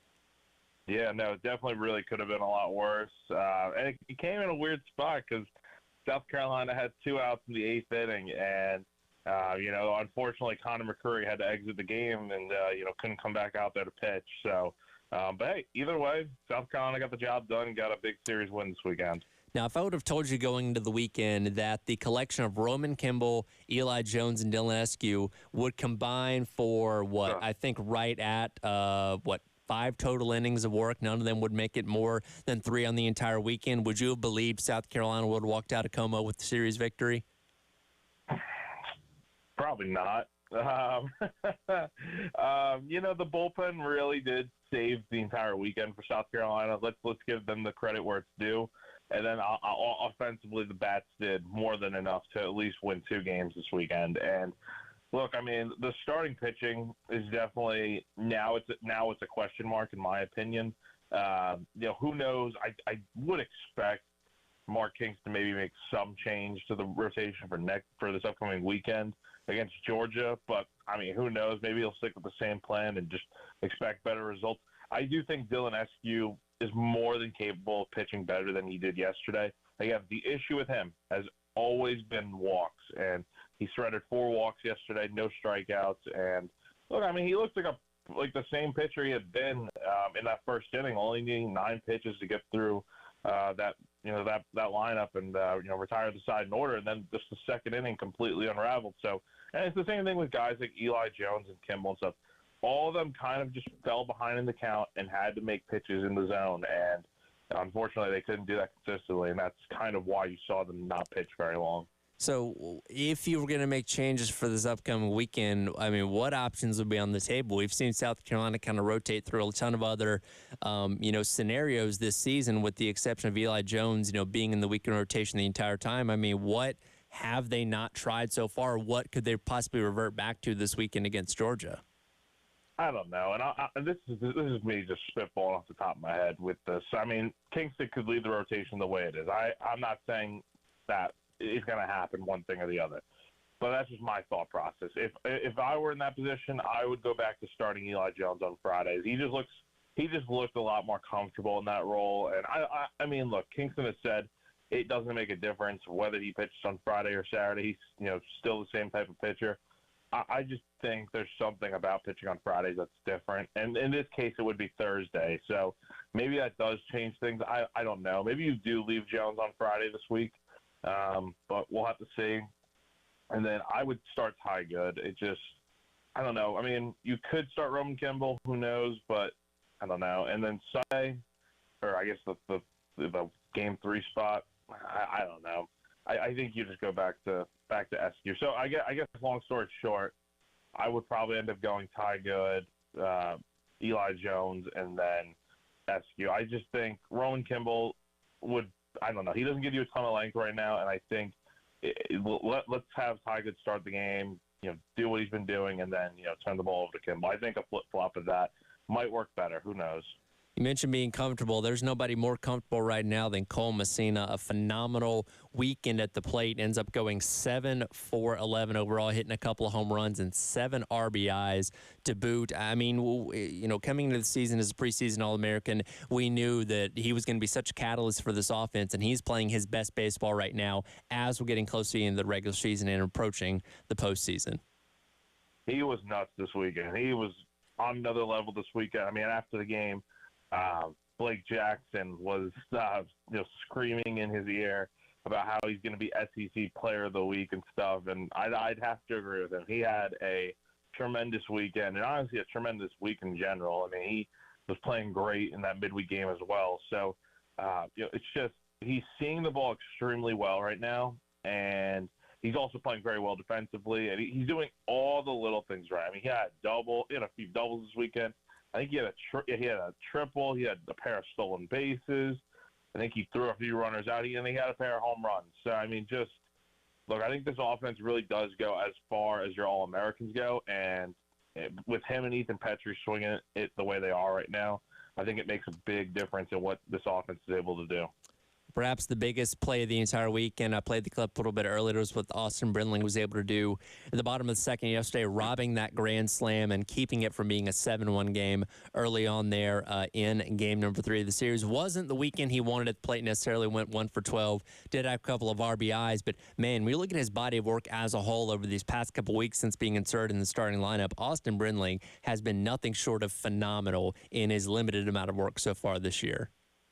Yeah, he's really done his job since he's gotten his chance to start. And look, that play yesterday, it really did make an entire difference in that game. You're talking about a 3-run difference right there. I mean, it could have been a 7-1 game had that grand slam gone in Missouri's favor. And even everyone knew how important that play was in that moment. I mean, Ethan Petry was saying after the game that he told Brindling that play saved the game, and even the guy who, I think it was Missouri's first baseman, had told Petry that play saved the game as well. So my point is that, look, I mean, that play right there, it was unbelievable. There's a reason why I checked in at number 2 on SportsCenter's top 10, but he even despite his struggles at the plate, look, I mean, 1 for 12 is not exactly ideal for him hitting leadoff and stuff, but the fact that he was able to make up for it with his defensive heroics right there, I think that just goes to show why he's still going to be in this lineup moving forward. Okay, there is Jack Veltri along with Tyler earlier today on the Extra Point talking about the weekend series where South Carolina takes 2 out of 3 from Missouri. Of course, tomorrow night we have baseball here, last midweek game of the season as South Carolina travels to Winthrop, so to speak. 5:45 pregame, 6 o'clock first pitch. That is tonight here on the game. Of course, 3-game series with Georgia is Thursday, Friday, Saturday. 7:45 Thursday, 5:15 Friday, 1:45 Saturday, and then obviously no game Sunday. All right, that is what's trending at 2, sponsored by Traditions Fine Jewelry and Gamecock Traditions. We will come back. It's May 6th. It's the greatest day in the history of the world, sponsored by 1-800-GOT-JUNK, next on the Halftime Show here on the game.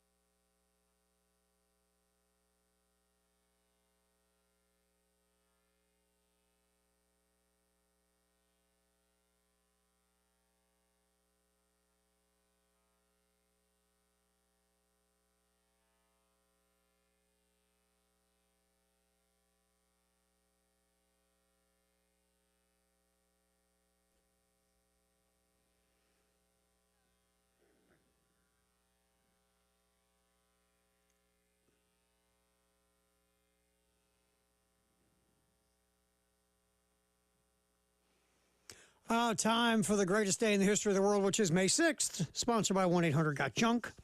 Here on the Halftime Show, Terry Ford, Ed Bird hanging out here till 3 on the game. Don't forget Mark Kingston. Monday, his weekly visit with Jay and Elijah on the postgame show here on the game. All right, on this day in 2019, Pablo Sandoval, Kung Fu Panda, for the San Francisco Giants, became the second player in Major League Baseball since 1900 to throw a scoreless inning, or throw a scoreless outing, hit a home run, and steal a base. Giants lost 12-4 to Cincinnati, so Sandoval got the pitch because the Giants were getting a snot beat out of them. The only other player to accomplish that feat, Christy Mathewson in 1905. 2018, the Vegas Golden Knights on this day headed to the Western Conference Final in their inaugural season as an expansion team after beating San Jose 3-0 in Game 6, their second-round series. The Golden Knights then went on to win the Western Conference Final, went to the Stanley Cup Final, where they lost to the Washington Capitals. They were this close to being the first expansion team to ever win the Stanley Cup. All right, on this day in 2011, this happened at Darlington. James Hylton, at age 76, became the oldest driver to make the field in a NASCAR, one of the top 3 series races, by qualifying for the nationwide event at Darlington Raceway. That was this day in 2011. Hylton was 76 years old. On this day in 1998, Cubs rookie pitcher Kerry Wood ties a major league record with 20 strikeouts in a 9-inning game, pitching a one-hitter. Cubs beat the Astros 2-0. I went to Wrigley that year. It was a birthday gift. My ex took me to Wrigley Field. We went to Wrigleyville, hung out in Chicago. I love Chicago. I could sit at Navy Pier with lots of Coronas for many hours on a day in July. Not in December. You freeze your tail off and die of hypothermia because Chicago. You freeze your butt off about 10 months out of the year in Chicago. But Navy Pier in the summer, Chicago was so cool. Wrigleyville was cool. I went to a game, and the funniest part of going to that game, I think I told the story to Jay a couple of years ago here on the show, is they had a get back guy, because we had standing room only tickets. They had this tape that went around the concourse, and you stood behind it if it was standing room only. And if you went and if you moved to watch the game on the other side of the tape, they had this old guy. I swear he carried a stick. Get back! Get on back in there in the standing room only. Get back in there. Get back. And he beat you with the stick. It was like, geez, I watched the game and got 30 stitches. But it was fun. Wrigleyville was a blast. I mean, but it was a good time. I saw Kerry Wood pitch. Not that day. I saw Kerry Wood pitch another game when I went to Wrigley Field, though. And it was 1998, Kerry Wood's rookie year, which was phenomenal. Again, injuries kind of slowed Kerry Wood down, but early in his career, Kerry Wood, you were like, man, if this guy stays healthy, but he couldn't stay healthy. On this day in 1997, Rick Pitino becomes the head coach of the Boston Celtics. Pitino made the playoffs 1 year with the Knicks in the NBA. It was 2 seasons in New York. Really made the playoffs both years, I should say. Took off, coached Kentucky, obviously very successful at UK, came back to the NBA with the Boston Celtics, took the gig in 1997 on this day, and it didn't go well. Pitino never had a winning record in Boston in 4 seasons. And Rick Pitino, the GM, killed Rick Pitino, the coach. And then Pitino had this famous line. The Celtics going through another defeat, looked like they weren't going to make the playoffs again. A lot of criticism for Pitino from the fan base and the media. And so here's what Rick Pitino said at a presser after another one of the many Rick Pitino losses in Boston about who ain't going to show up and play for the Celtics. Larry Bird's not walking through that door, fans. Kevin McHale's not walking through that door, and Robert Parrish is not walking through that door. And if you expect them to walk through the door, they're going to be gray and old.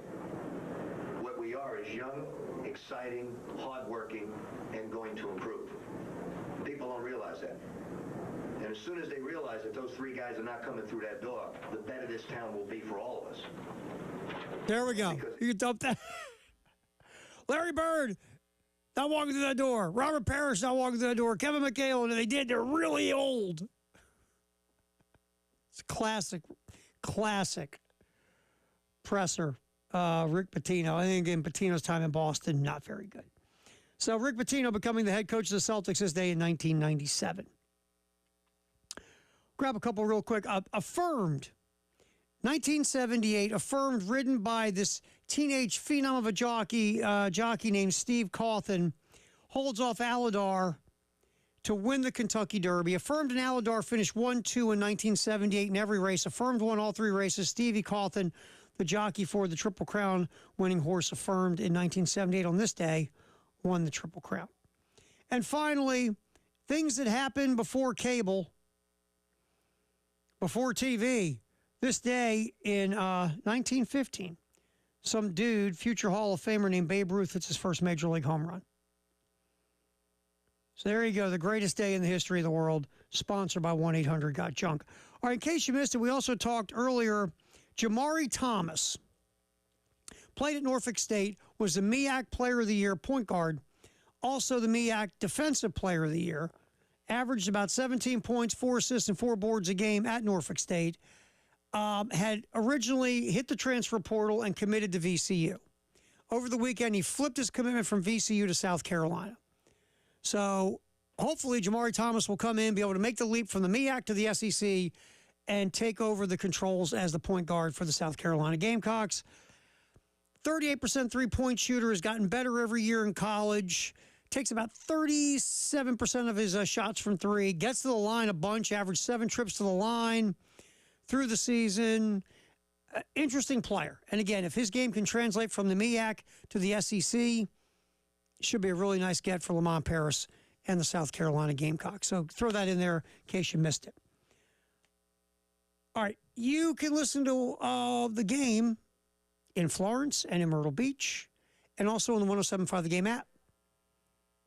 All you do is download it, iTunes, Google Play. Very simple. Go to your phone device, just go to the Play Store, go to iTunes, just type in 107.5 The Game, download it, listen to us anywhere in the universe, the solar system. If you're in Pluto, have your phone, listen to the game. Very simple. Just go to, again, iTunes, Google Play, search 107.5 The Game, and boom, you can download the game and listen to it anywhere. Stream us wherever you're going. All right, we will come back, finish this sucker up. We might yip with Jay Phillips a little bit. Also a Firehouse sub text the hour. Might even throw in 2. Who knows? Halftime show.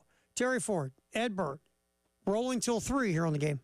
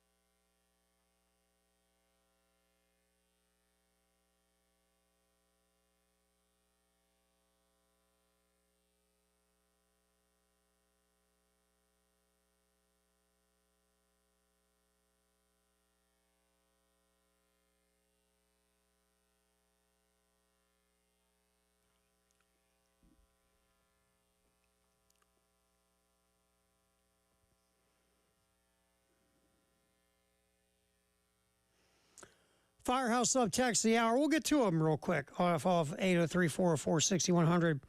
We'll start with, we have been discussing the Grand Slam giveaway from Palmetto Citizens Federal Credit Union.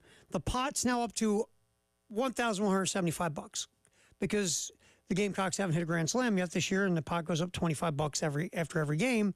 So right now we're sitting at almost $1,200, $1,175 to be exact. Anonymous texter, does taking a Grand Slam away from an opponent make the tally double? And folks at Palmetto Citizens Federal Credit Union like, oh, no, it doesn't. No. Another text, this is from Marshall. I'm feeling like our expectation for South Carolina basketball should be the tournament again this year.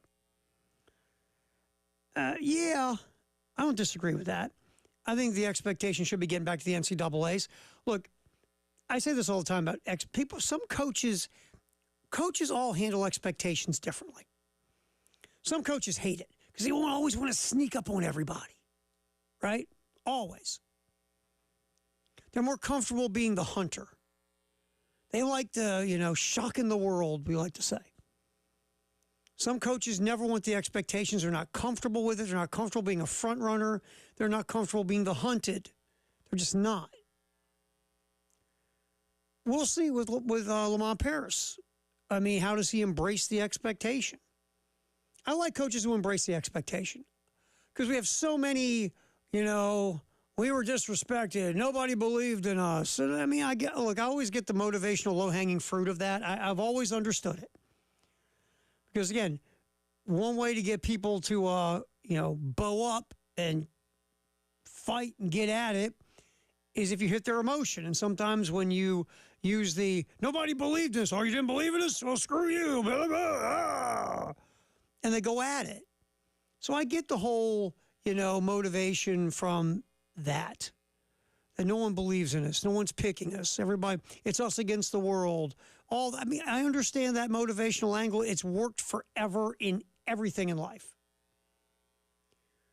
I just like the coaches who embrace the, we're on top of the mountain. Come get us. Sort of like, remember the Black Panther movie where, you would challenge the king, so to speak. You come in, give it a shot. See if you could beat him, and then you take over. Or like Lion King. I just like the idea, I'm top dog, come get me. Come on, what you got? Bring it. Because I know I'm really good. Let's see if you're better. I don't think you are. I've always enjoyed, I just think that's so rare today. For many reasons, but I just do. I think it's being top dog and puffing your chest out, not obnoxious, but just, we're really good. Come beat us. I think Dawn Staley does that in some ways at South Carolina. I think she plays a very tough schedule. She makes no bones how good the team is. She talks about when they have to get better, but I don't think she jumps up and down and wants to always try to find a way to be the underdog or be disrespected like, after Georgia wins a national championship. Nobody believed in us. Everybody did. Stop. So I think the expectation level for South Carolina basketball to get back to the NCAA tournament, I think that's realistic.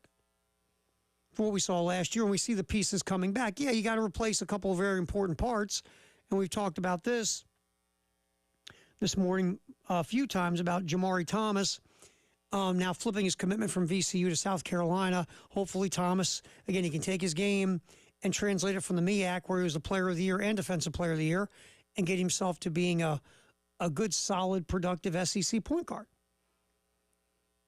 But you like the pieces that South Carolina's put together for the upcoming season, and to have the expectation of going back to the dance, I don't think is unrealistic at all.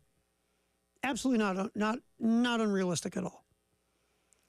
So I think that is to the texter's question. I do think it's realistic to expect another trip to the dance. I do. And at some point you go, okay, it's great to get the NCAA tournament. Now how about we do some damage? That would be realistic to think as a fan. But yeah, texter, I do think that is a good expectation. I think Lamont Paris will have that expectation for next year. Yeah, let's get back. We got there. Now let's keep going. And you can't make a deep run in the NCAA tournament if you don't get there. I know that was deep. That was deep right there. Absolutely. But I do feel we went over this. If Thomas can successfully take over the point guard role, and we'll see, you have, Cam Scott, Jacoby Wright, Miles Studi out on the perimeter, either a 2 or a 3, however Lamont's going to, run the lineup. You got Colin Murray-Boyles as a 4 or maybe even a stretch 4, because we've heard that Colin Murray-Boyles was killing it from three-point range before he got mono, and they backed that part of his game off the rest of this year. And then you feel like Nick Pringle will be the starter at center, but you have some depth up front with the young fellow Butler coming in from Missouri. So it feels like the configuration of this team, plus, Ugasek, how does he fit in? He got more minutes last year than anybody figured. They thought they'd redshirt him, but Morris worked himself into getting some run last year with his basketball team.